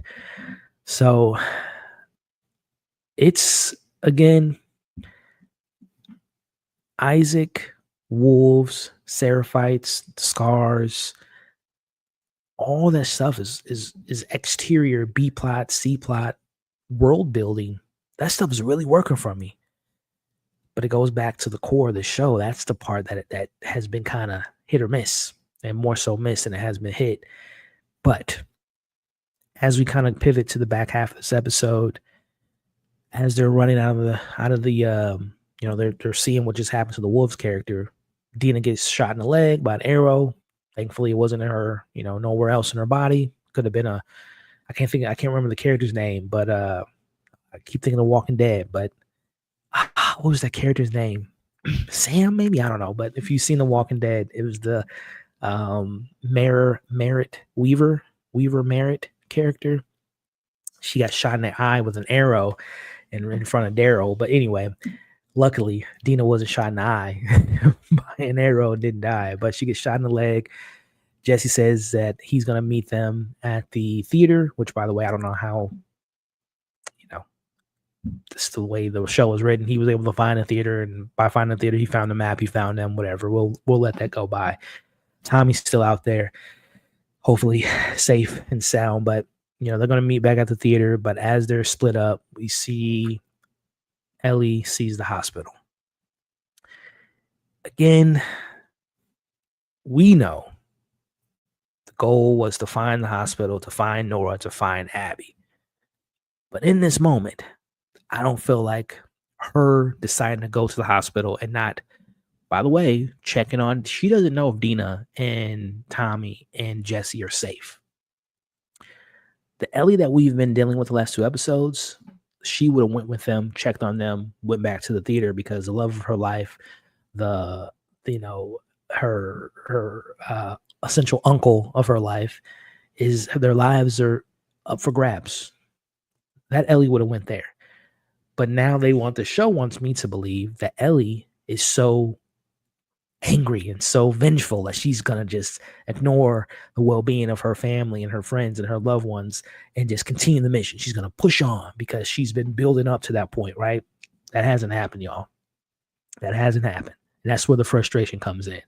If we would have spent less time with the googly goggly, I love you, I'm going to be a dad, all that nonsense, and just had the frustration and Ellie being so mad. Like, we could, even last week when they were attacked by that horde, if Ellie would have been like, the way she's killing the infected, and she's like almost having fun, and she's like letting out her anger in that moment. She was scared. She was petrified. Understandably so. But if in that moment we would have seen a level of anger from her building on to that point of her, just there's something stewing inside of her that's not right. She's not right. Right. She's, as someone mentioned, Paul mentioned with the super chat earlier, she's unhinged. If we would have saw that version of Ellie up to that point, her going to the hospital would have made more sense to me. Like, oh, she's not thinking right. She's not thinking about her friends and her loved ones. She wants her revenge. In the midst of all this scars and people being disemboweled and all this stuff going on, she wants to get Nora. If we would have built to that, it would have made sense. But to me, her making that decision of just like dropping the well-being of her friends, it didn't click for me. Anyway, she goes to the hotel. She goes to the hospital. We see Nora caring for wounded people. It's like you gotta, I guess, ignore how she was able to. She crawled her way. She went past the dog and made her way to the top of the floor. Made it to wherever the section of the hospital they were at, assuming it's not heavily guarded. Whatever. She knows how to. She magically found Nora. Again, this is just nitpicks. Anyway, the same way that Jesse was able to find them out of all the places he was able to find them. Anywho, she finds Nora. And if you were watching the watch party, I said to myself, please make me believe that, because I knew Ellie was going to be on her, I'm a killer, take me seriously type stuff. Please make me believe that I can believe that this Ellie can handle the situation and be in a position that I would be intimidated by her if I was in Nora's position.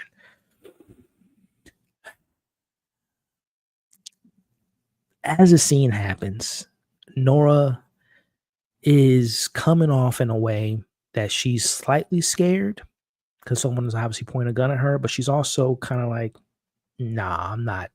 I don't think you got it in you. Reason I say that is because she antagonizes her. She says that no one should have to see what you saw. The way we did that, it's not right.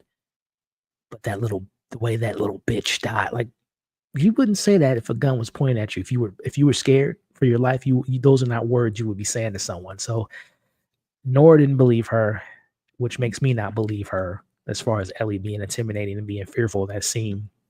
But I do want to point out, because I almost forgot about this, like, Nora, the reason she not wants to get revenge on Nora more than Abby, but the reason why Nora is so important to Ellie is because I almost forgot in episode 2, Nora was the one that was holding Ellie down and made her watch what happened to Joel. So there is like a level of like Abby's number one, public enemy number one, but Nora's right below that. So there is and it makes more sense why Abby does what Ellie does to her a little bit later, because again, she was the one that held her down. But again, Ellie being not the, I don't want to say smartest, but not being in the position of knowing her surroundings, she gets tricked into, she throws the water and she runs. This felt a little silly to me that they're running to the hospital. And you would think Nora would know like the checkpoints and where most of her people are or where most of the armed people are, but she's just running to the hospital all willy-nilly. She's being chased down the hallway and Ellie's dodging bullets like Neo, chasing her. They're just running down the hall. Anywho, Nora, I would think she would know a little bit of the layout of the hospital. She runs towards the elevator, jumps down the elevator, and we realize that this is B1, B2, B3, going back to the beginning of the episode. She's going to the basement, which we know was infected by the spores. So we see that she gets down there. Ellie chases her down there again. She's ducking and dodging, managing to miss all the bullets. Like it's not The Last of Us, but it's more of a Max Payne. She makes it down the basement, and she comes across what, again, us, for people that play the game, talked about earlier. This was absent from season 1 of the spores. Reason being, they didn't want their actors in mask. It'd be difficult to hear them, follow them, see their eye lines, all that stuff. But now we have the spores. And I will say, going back to a positive, and it's honestly always been a positive about this show, is value. Seeing the mutation of the spores and seeing the look and the design of the spores, like all this stuff was excellent. Very reminiscent of the game. Very tangible. It felt real. It didn't feel like it was CGI nonsense. It looked very realistic, and I appreciate that. And we see the son of the person we met at the beginning of the episode. We see that he's there too. So again, shout out to the production, the look, the feel. It was very unsettling and very well produced and really well put together. So kudos to the production team on that end. So as we get down to our final moments of the episode, Nora coughing, sick, she's infected. She's talking to Ellie and tells her, "You idiot, you killed us both. We're contaminated. We're gonna die." And Ellie's like, "You don't see me coughing. I'm fine." And maybe there's a disconnect. She puts 2 and 2 together. She realizes, oh, you're the immune girl. Wouldn't Nora already know that prior to this confrontation? Prior to what she did, holding her down? Like, wouldn't that already been the conversation 5 years before killing Joel, that Nora would have known who Ellie was and knowing the importance of Ellie? She clearly knows, because she says it in this moment. Oh, you're the immune one. So why are you saying? And also too, it almost felt redundant. This whole conversation feels redundant, because she tells Ellie why Abby did what she did, but Ellie knows that because she was in the room when she said that, when she pretty much said, "You killed my dad," and all. And Ellie knows why Joel did it. Like, who was this for? We know. We're the audience. We're caught up to speed. We know what Joel did. We know what Abby did. We know what Ellie's doing now. What was the point of the back and forth? Well, not even the back and forth, but what was the exposition from Nora? That just felt, I don't know. Maybe I'm tripping. Anyway, I talked about feeling the intimidation or the lack of intimidation from Ellie in the room with Nora when she's held the gun to her, I'm going to give credit where credit is due. There's a level of uneasiness. There's a level of intimidation with Ellie in this scene, because that kiddish vibe that we've been getting from her so far and that lack of aggression that we haven't been getting from her is in this scene. And also too, I love it. Going back to the practical, I love just like the red background, like all of this stuff is like they're cooking.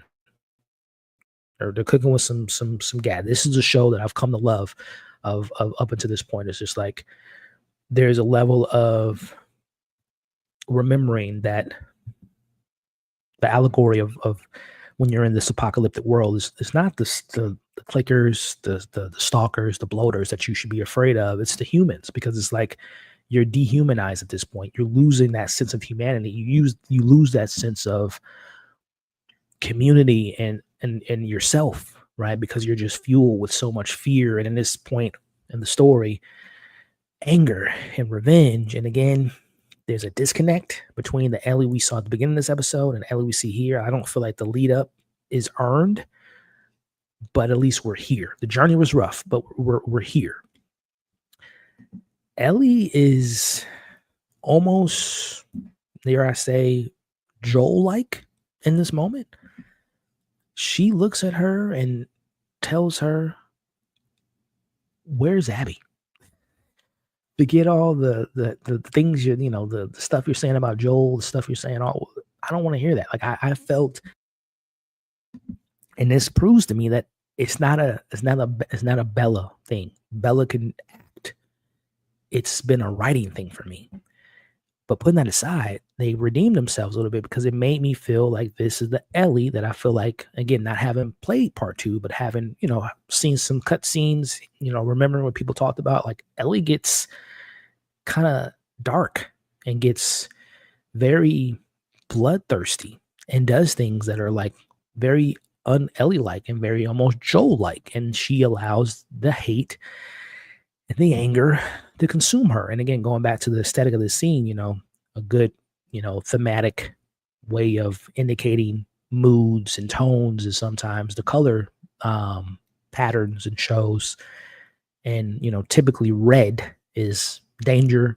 Not good things are not typically going to happen when you're surrounded by red. And it's almost like this is the anger that's consuming Ellie. And I think from this point on in the story, hopefully, we're going to see a much darker version of Ellie. She puts her gun away, gets a pipe, and almost like Abby in a way, when she got the golf club, she got the pipe. She's beating her with this pipe to get the answers of where Abby is. Ladies and gentlemen, again, the road to get to this point was very bumpy, very frustrating, very lackluster. But sometimes it's not about the way you got to the, I can't remember the quote. It's not about the destination. You guys know what I'm saying. It's not about how we got there. It's that we got there. It wasn't pretty, but we got there. So, with all that being said, we end the episode with Ellie allowing herself to not be herself, essentially, right? And she is finally remembering. It only took, an episode, almost 2 episodes to get to this point. But she's finally remembering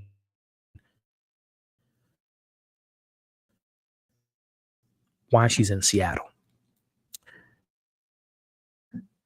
Losing her dad, right? In the way that she lost him. It's about getting revenge. It's about getting vengeance. It's about setting things right with losing the man she called her dad. And that man being Joel. So again, rough journey to get there. I have my reasons why, as I talked about earlier. I think the show was protecting Bella, and part of me says, and again, this is just me thinking out loud of why they maybe compromised her character, because they didn't want the audience to be like, "Ooh, Ellie's.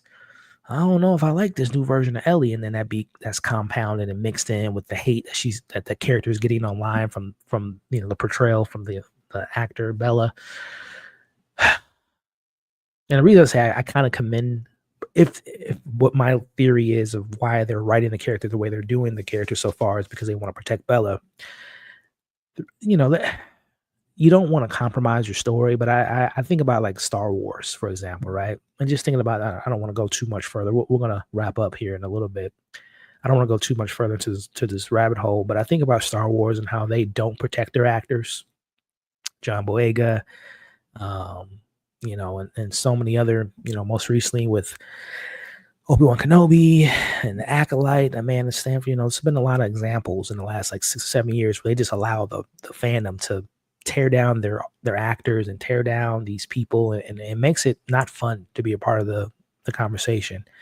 So part of me is like, it is pretty interesting that they're in a way trying to do what they can to protect the actor, but again, I feel like it's a give or take, because I feel like it's compromised the show. But either way, it's been a rough journey these last 2 episodes, almost 3. No, I'll say 2, because episode 3 was like a grieving episode and putting in perspective the loss of Joel. But episode 4 and parts of this episode was rough for me. But again, I feel like this is a new chapter. This is a new version of Ellie. And I'm really intrigued to see what this new version looks like. I'm also very intrigued to see Tommy's here. Jesse's here. Dina's here. Jesse doesn't know he's a dad. And Jesse doesn't know that Ellie and Dina are in love and they're together. So that's really interesting. From what I understand in the game, Tommy, at this point in the game, has taken out almost all of Seattle.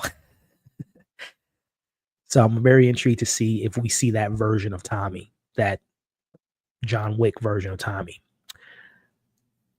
Going back to Jesse, I really like the character, but I feel like in order to spark something in Tommy, in order to spark maybe a confrontation between Dina and Ellie, unfortunately, I think someone's going to have to die. And unfortunately, I think that person's going to be Jesse. We'll see. Before we wrap up this breakdown and continue the live discussion based on next week's trailer, it looks like it's going to be mostly flashbacks. And from what I understand from the game, this is a pretty like emotional moment between Joel and Ellie when they're going to see a dinosaur and go to see astronauts in space. I don't know. It sounds very, very emotional. So, and also they mixed in the conversation between Joel and Ellie when he told her that he lied. So that seems to be the main focus, but I'm curious if it's going to be half flashbacks, half present storyline, or if it's just going to be, because we know we got the flashback. Well, not a flash. Well, yeah, it was a flashback, that kind of bottle episode. But yeah, I'm really curious to know if we're going to get just an all flashback, or if it's going to be flashback, what's going on with where they're at, with obviously Nora being beaten by a pipe. And I'm also curious on where the hell is Abby? Where is she? She's on vacation. It almost makes me scared. And from what I know of the game, that there is a big portion of the game where you play as Abby. I almost wonder if season 3 is going to be like very Abby focused, which I like Caitlin Devers, but I don't know if that's, I don't know. I'm just speculating at this point, but there's been a lot of, or not a lot of Abby. And there's only 2 episodes left. And it looks like next week's going to be very flashback. We might get some Eugene in next week's episode, but it looks like it's going to be very flashback heavy, leaving us with only one episode left in episode 7. So we'll see, y'all. But that's going to be the end of this breakdown. Again, this is a clip out from a much longer live discussion. We have a live discussion every single Sunday. We do a watch party first, then the after show, which you're seeing now, but it's an edited version of this. So if you are watching this on YouTube, if you are listening to this on Apple Podcasts or on Spotify, or watching on Spotify, because you can also do a video on Spotify, do me a favor. Leave your thoughts on this episode in the comments below. Let me know what you like, what you didn't like, what you love, what you are happy about in the comments. Share your thoughts, your theories, your concerns in the comments. And of course, like, share, and consider subscribing. And also follow me on my podcast on Apple and Spotify. Hope to see you all on the live next week. Catch you on the next video. So for my live people, before we wrap up, let me know. Final thoughts. Are you happy where we're at and the story at this point, how we ended the episode and where we're going on to, or do you have concerns? Let me know before we wrap up. Because I don't even know how long we've been live, because the way this literally StreamYard is literally frozen on my end, so I don't even know what's going on the back end. But yeah, let me know before we wrap up. I'm going to read some of you guys' comments too as we do that. I had a lot of tangents tonight. We got off track a little bit, but it's always fun to kind of have these moments. The Norris scene, chase scene was exhilarating. It wasn't really exhilarating to me, but I'm glad you thought so. It was kind of silly, because it's like, I don't know, I feel like you have all these soldiers with guns and you got, I don't know, this was kind of silly. But I'm glad Human Help liked the episode a lot. I'm glad. Hey, the series is amazing. This episode is full of nonstop action. I'm scared for Jesse now. I don't want his guts to be. I hope that doesn't happen to Jesse. But I'm glad you thought the episode was great. I didn't think it was nonstop action. There was a lot of non-action for half of the episode. It was only the last 5 minutes, but neither here nor there. I'm glad you enjoyed it. I expressed my thoughts on it, but shout out to the enjoyment there. And you're not alone. This episode was a great episode, in my opinion. I think there's moments, but as a complete episode, I thought it was a little inconsistent.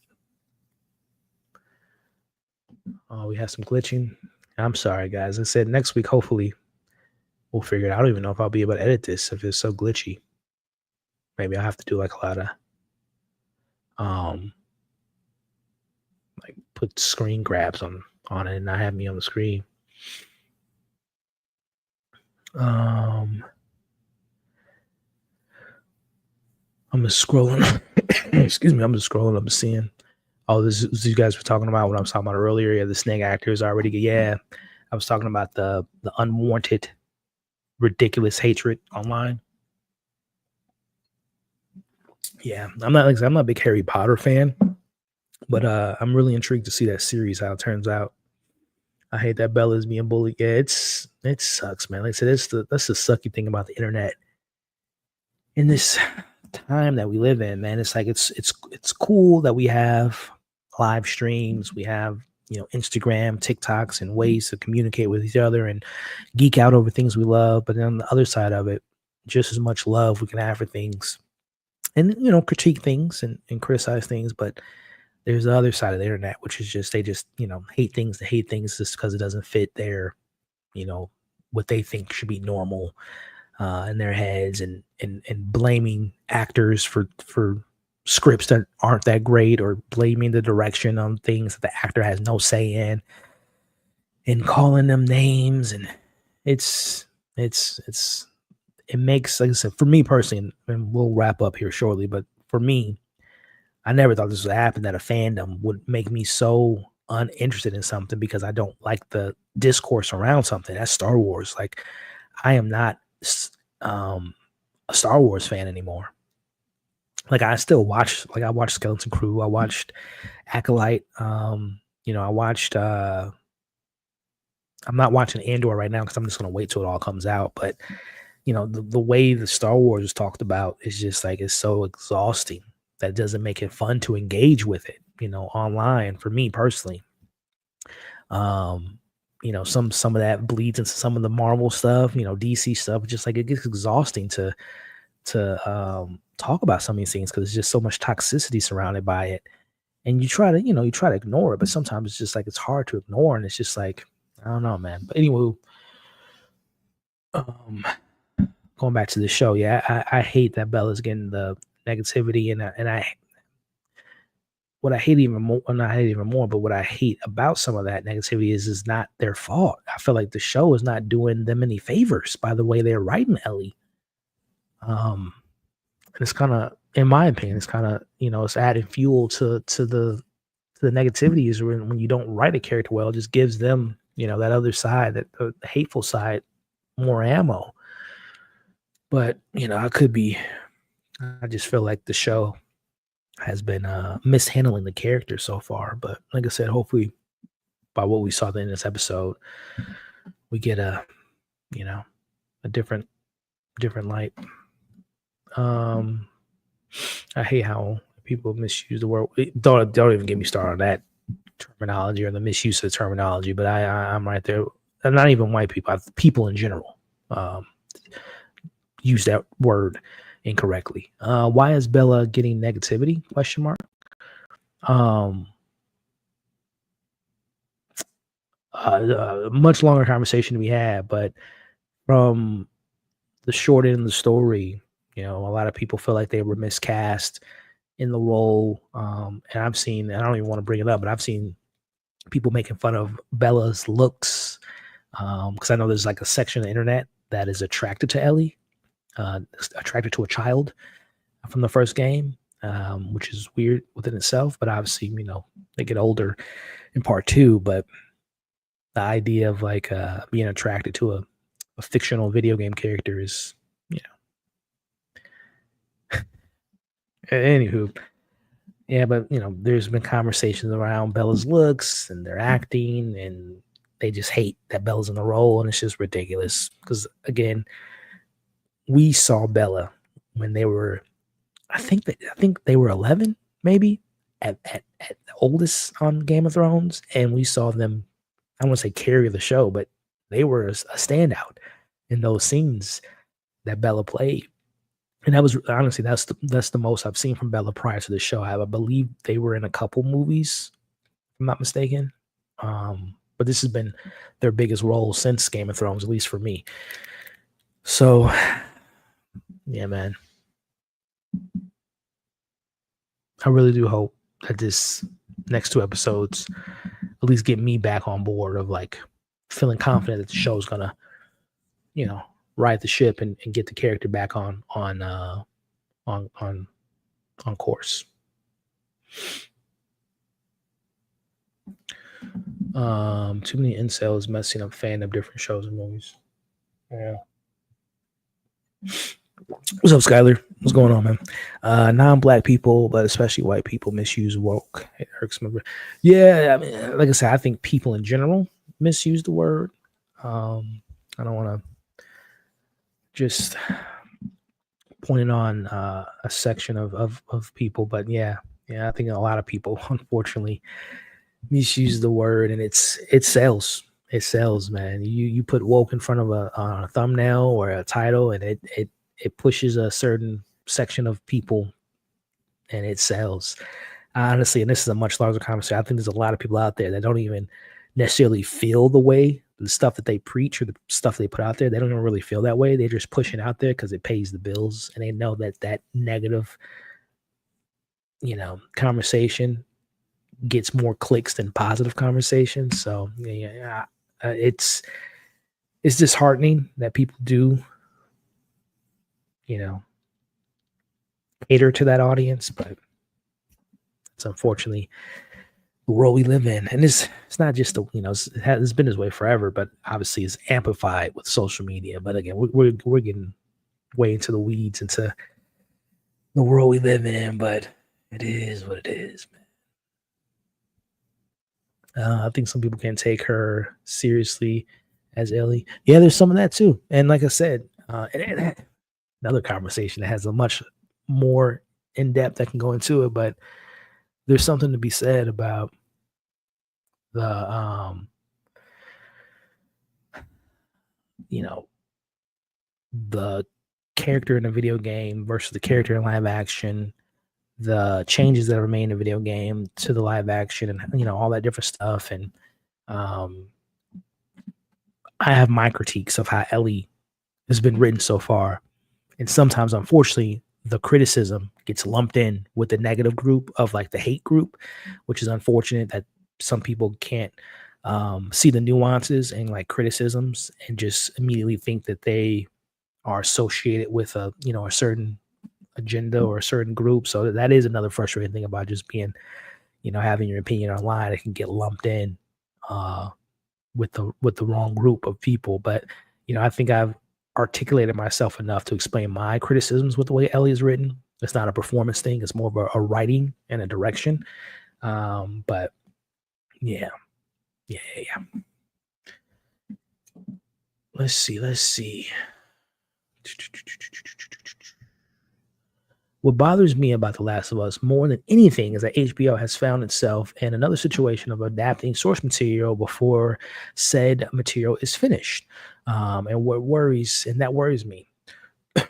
Um, yeah, I mean, I'm assuming you're referring to Game of Thrones, how they obviously the story wasn't finished by George R. R. Martin, and they wrote the season 8, I guess, knowing it was going to happen, but taking their own creative liberties in doing so. This was, I think, a little bit different though, Scott, because they have the show writer or the creator of the game involved. Obviously, RR was involved. RR George R. Martin was involved with Game of Thrones, but it felt like they were distancing themselves from his input as the rest of the seasons came out. Where Neil is in the writer's room directing episodes. He's very much attached to this, and from everything I'm hearing, there's no Last of Us 3 in the works. They have another video game coming out they've been working on for the last 5 or 7 years. So as far as I understand, Skylar, this part 1, part 2 is the end of the story. And they have all the notes, all the insight, So it has similarities to Game of Thrones to an extent, but I think it's I'm referring to Last of Us has a lot more connective tissues to the source material because they have allowed the creator to be creatively involved more so than Martin was. But yeah.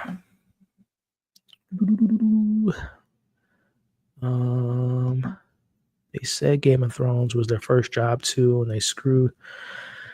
Yeah, I mean that Game of Thrones finale last season and a half, 2 seasons will go down in history as one of the most mishandled conclusions to a story, I think, of modern times. I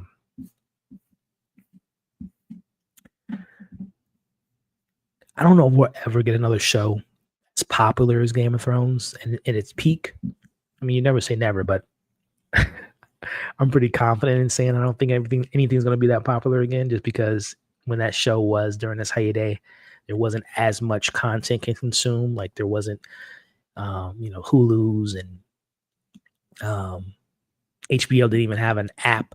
I think I think they had HBO Go, but it wasn't, Max, and it wasn't as much, like I said, content to consume. So it's almost like companies and studios are trying to get people's attention to their products. So, but I mean, who knows, man? I mean, there are shows that are very popular, obviously, but man, Game of Thrones at its peak, man. Yeah. Closest thing I could think to that, like that Sunday night water cooler talk show, was probably Walking Dead when they were at their peak. Because I think Walking Dead was like beating the NFL ratings at one point. But yeah, I don't know if we'll ever get back to that again. But I tell you what, I would love to be proven wrong. Is House of the Dragon back? I think so. I think they started production a couple weeks ago. I could be wrong. I know they have the Duncan and Egg show this year. which they haven't been promoting at all. But I think 2026, if not 2027 at the earliest. But I don't want them to rush because if you guys follow my coverage on House of Dragon season 2, there was something missing with that show as well.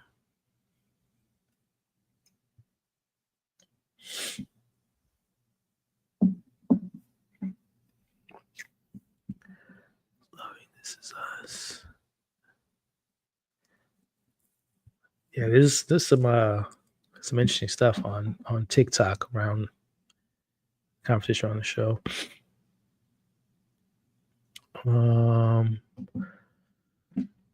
I love the way Ellie is being written. It's refreshing not to have a boring white straight male as a hero. Lord knows there's enough stories about that. I agree with some of what you're saying there. It is nice to have a perspective from a character that's not someone that we traditionally see leading the story. But I disagree with how Ellie's been written. I think it's been pretty underwhelming for me. But again, human help. I am glad you are enjoying it, my friend. All right. Breaking Bad, let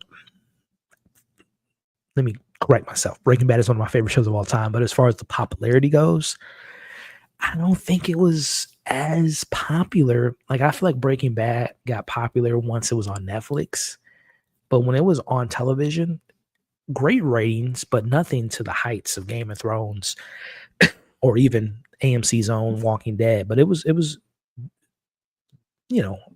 won awards every year. But as far as the ratings go and like the cultural being in the conversation of the zeitgeist, I don't know if Breaking Bad ever got to that point. Like I said, I think it almost caught a new life for fans when it was on Netflix. Because I think before the finale happened, I think Netflix had season 1 and 2, and people were like finally catching up to it. It's almost like if you guys remember back in the day, Family Guy when it was on television, and it wasn't doing that well, and then they canceled it, and it was like streaming somewhere, and it picked up, and then it picked up its fandom after that. But yeah, Breaking Bad, don't get me wrong, one of my favorite shows of all time, but I don't think that show matched the fever pitch that Game of Thrones and Walking Dead. Those numbers were crazy. Of course, you have Netflix too. Like their numbers, like Squid Games, those numbers were crazy. Wednesday numbers were crazy. Obviously, Stranger Things. But as far as Sunday night live communal show, those two are probably the Goliaths. What's considered Game of Thrones peak? I would say seasons.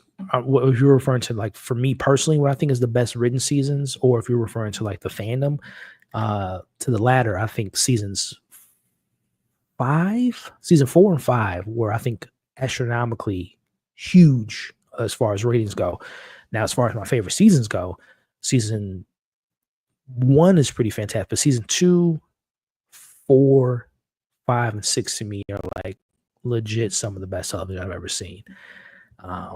But yeah, House of Dragon felt, yeah, it was very drawn out. It was like we've been building to this season, to this battle, and like nothing happened.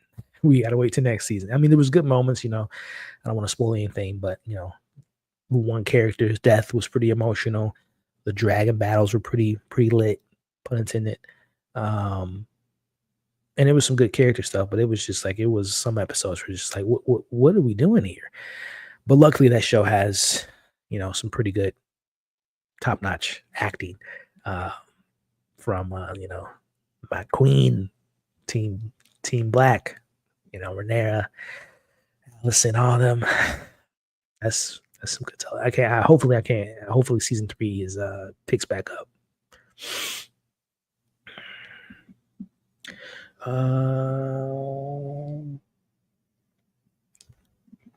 Have you ever watched the podcast YouTube channel We Was Watching? I think you would drive. We Was Watching. No, I haven't. But I always like getting put on to great people that make great content. What was it called?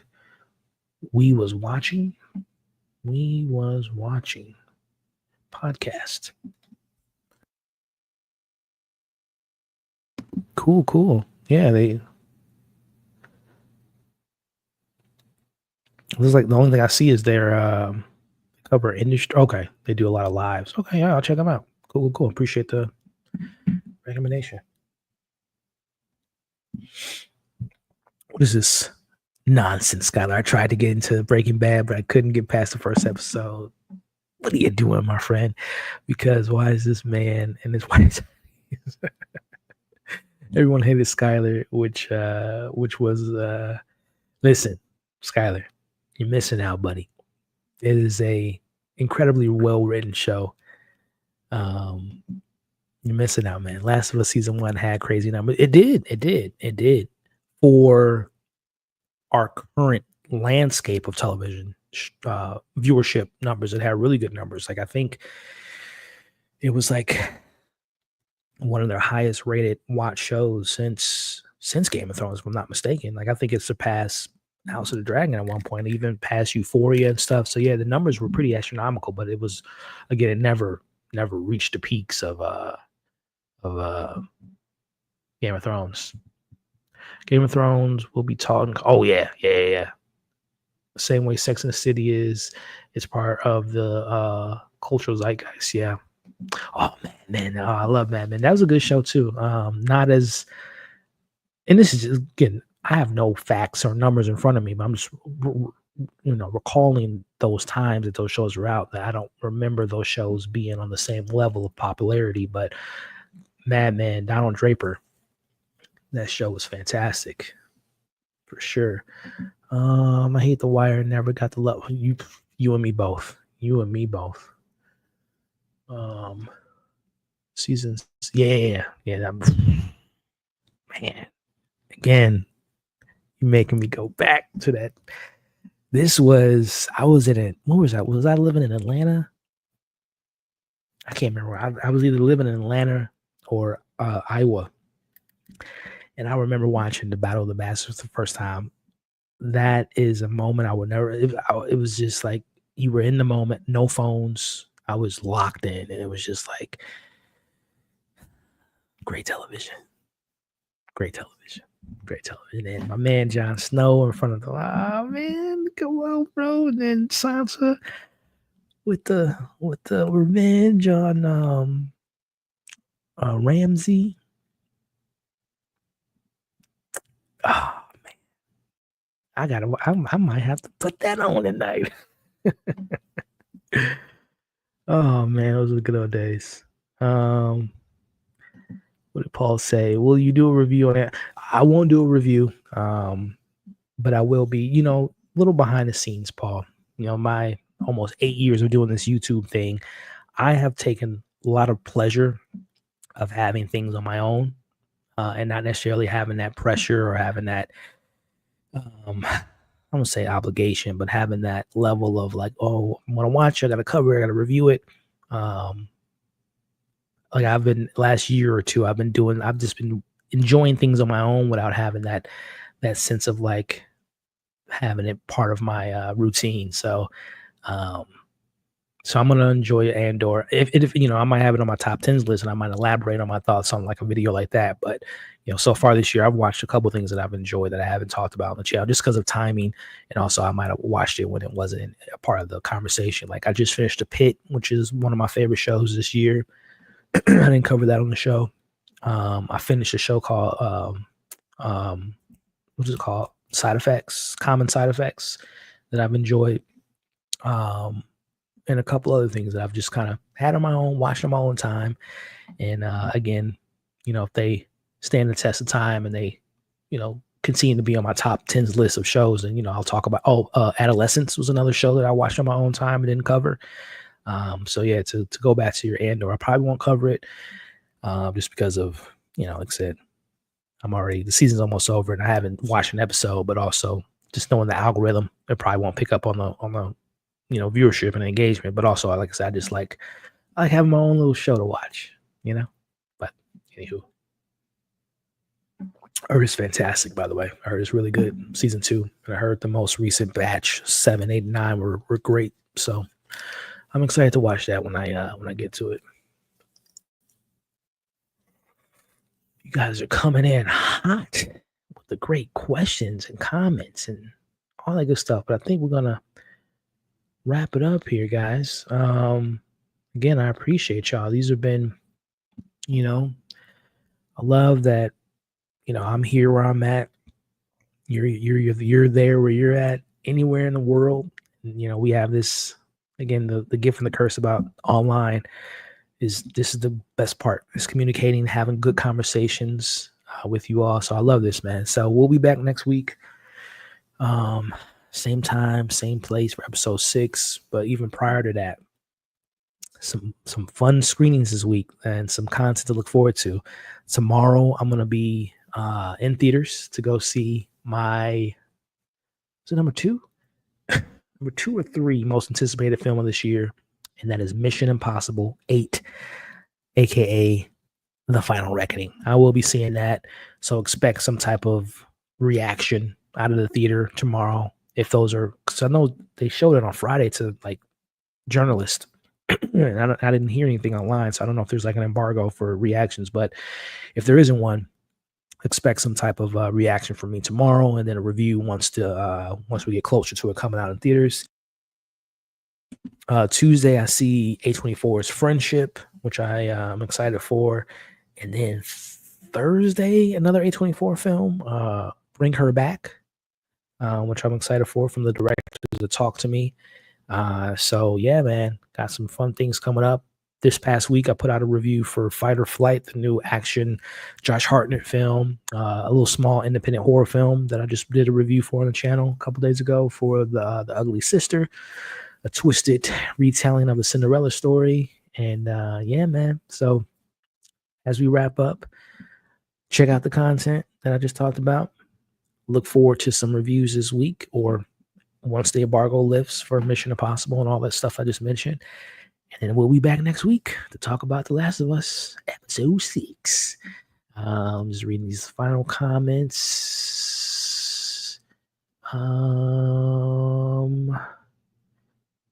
Yeah, I know I will, because I really enjoyed the first season. So yeah. One of my favorite shows of all time. Missed that show. I think about it daily. Another good show I've been watching my own. Thank you for calling out. The studio has been fantastic. I love the most recent episode. So funny. Let's see. Final comments. Would you ever do a series rewatch with folks on live? It would be great to do that with Game of Thrones. Possibly. I don't promote this as much because I haven't really had a entry point to put additional content on it, but I do have channel memberships available right now. It's like a $2.99 tier. It's just support for the channel, but one of these days I might add something like that to the memberships, where we do like a watch party just for the members. So something to keep an eye out for. Adolescence was so good. I remember how Adolescence was great. That kid, I don't know, I can't think of his name right now. The main kid, that boy's got a bright future. I wouldn't be surprised if he's getting phone calls for some big roles. That kid was great. But anywho, I'm calling it a night, y'all. Hey Elliot, are you going to do a best worst of the first half 20? To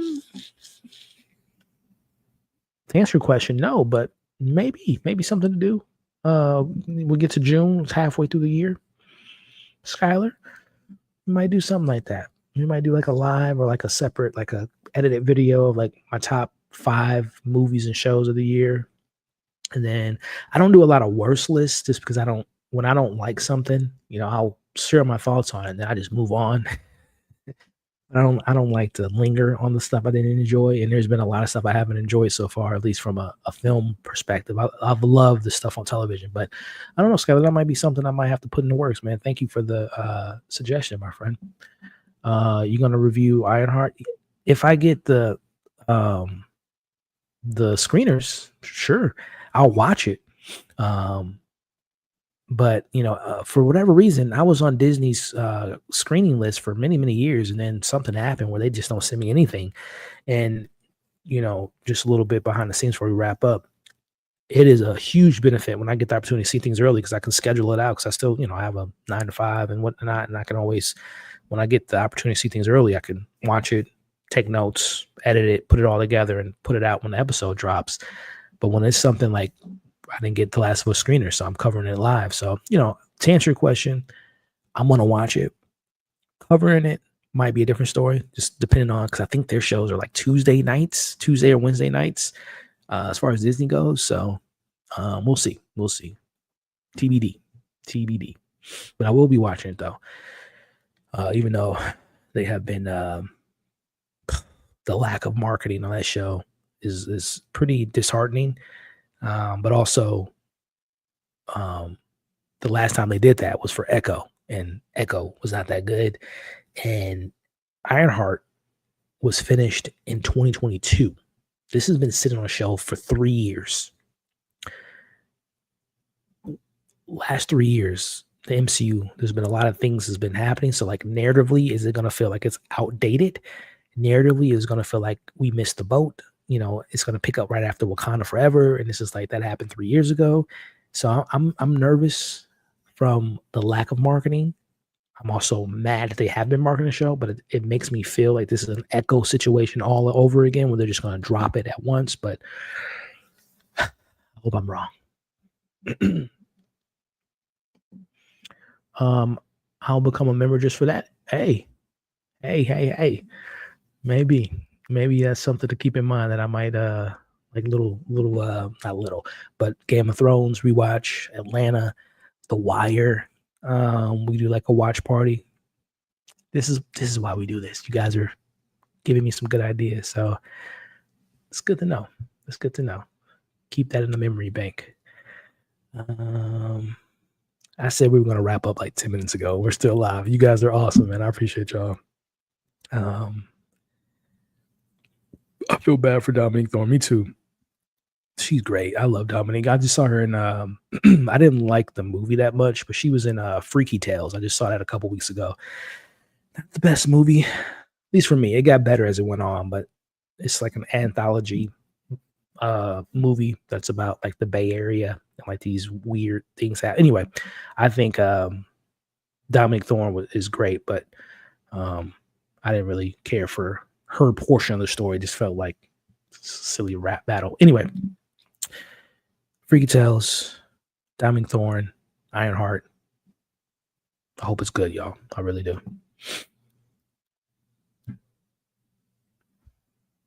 Thank you. It's funny. I have seen Freaky Tales. Like I said, I didn't review it on video, but if you follow me on Letterboxd, I do written little plug. If you all ever want to know what I thought about a certain movie that I didn't talk about on the channel, I probably did like a written review for it. So I did a written review for Freaky Tales on my Letterboxd, which I think is in the description of this video. So yeah. Of course, Pedro, he's in everything. Yes, he is. But with that being said, speaking of Pedro, great way to bring it back to the show. The Last of Us. We are going to end tonight's live stream of The Last of Us. Thank you all again. Before you leave and exit the video, hit the like, hit the share, leave some thoughts in the comments, and consider subscribing. Again, I'll see you all soon. Mission Impossible, Friendship, Bring Her Back, coming this week, y'all. Can't wait. All right, y'all. Peace.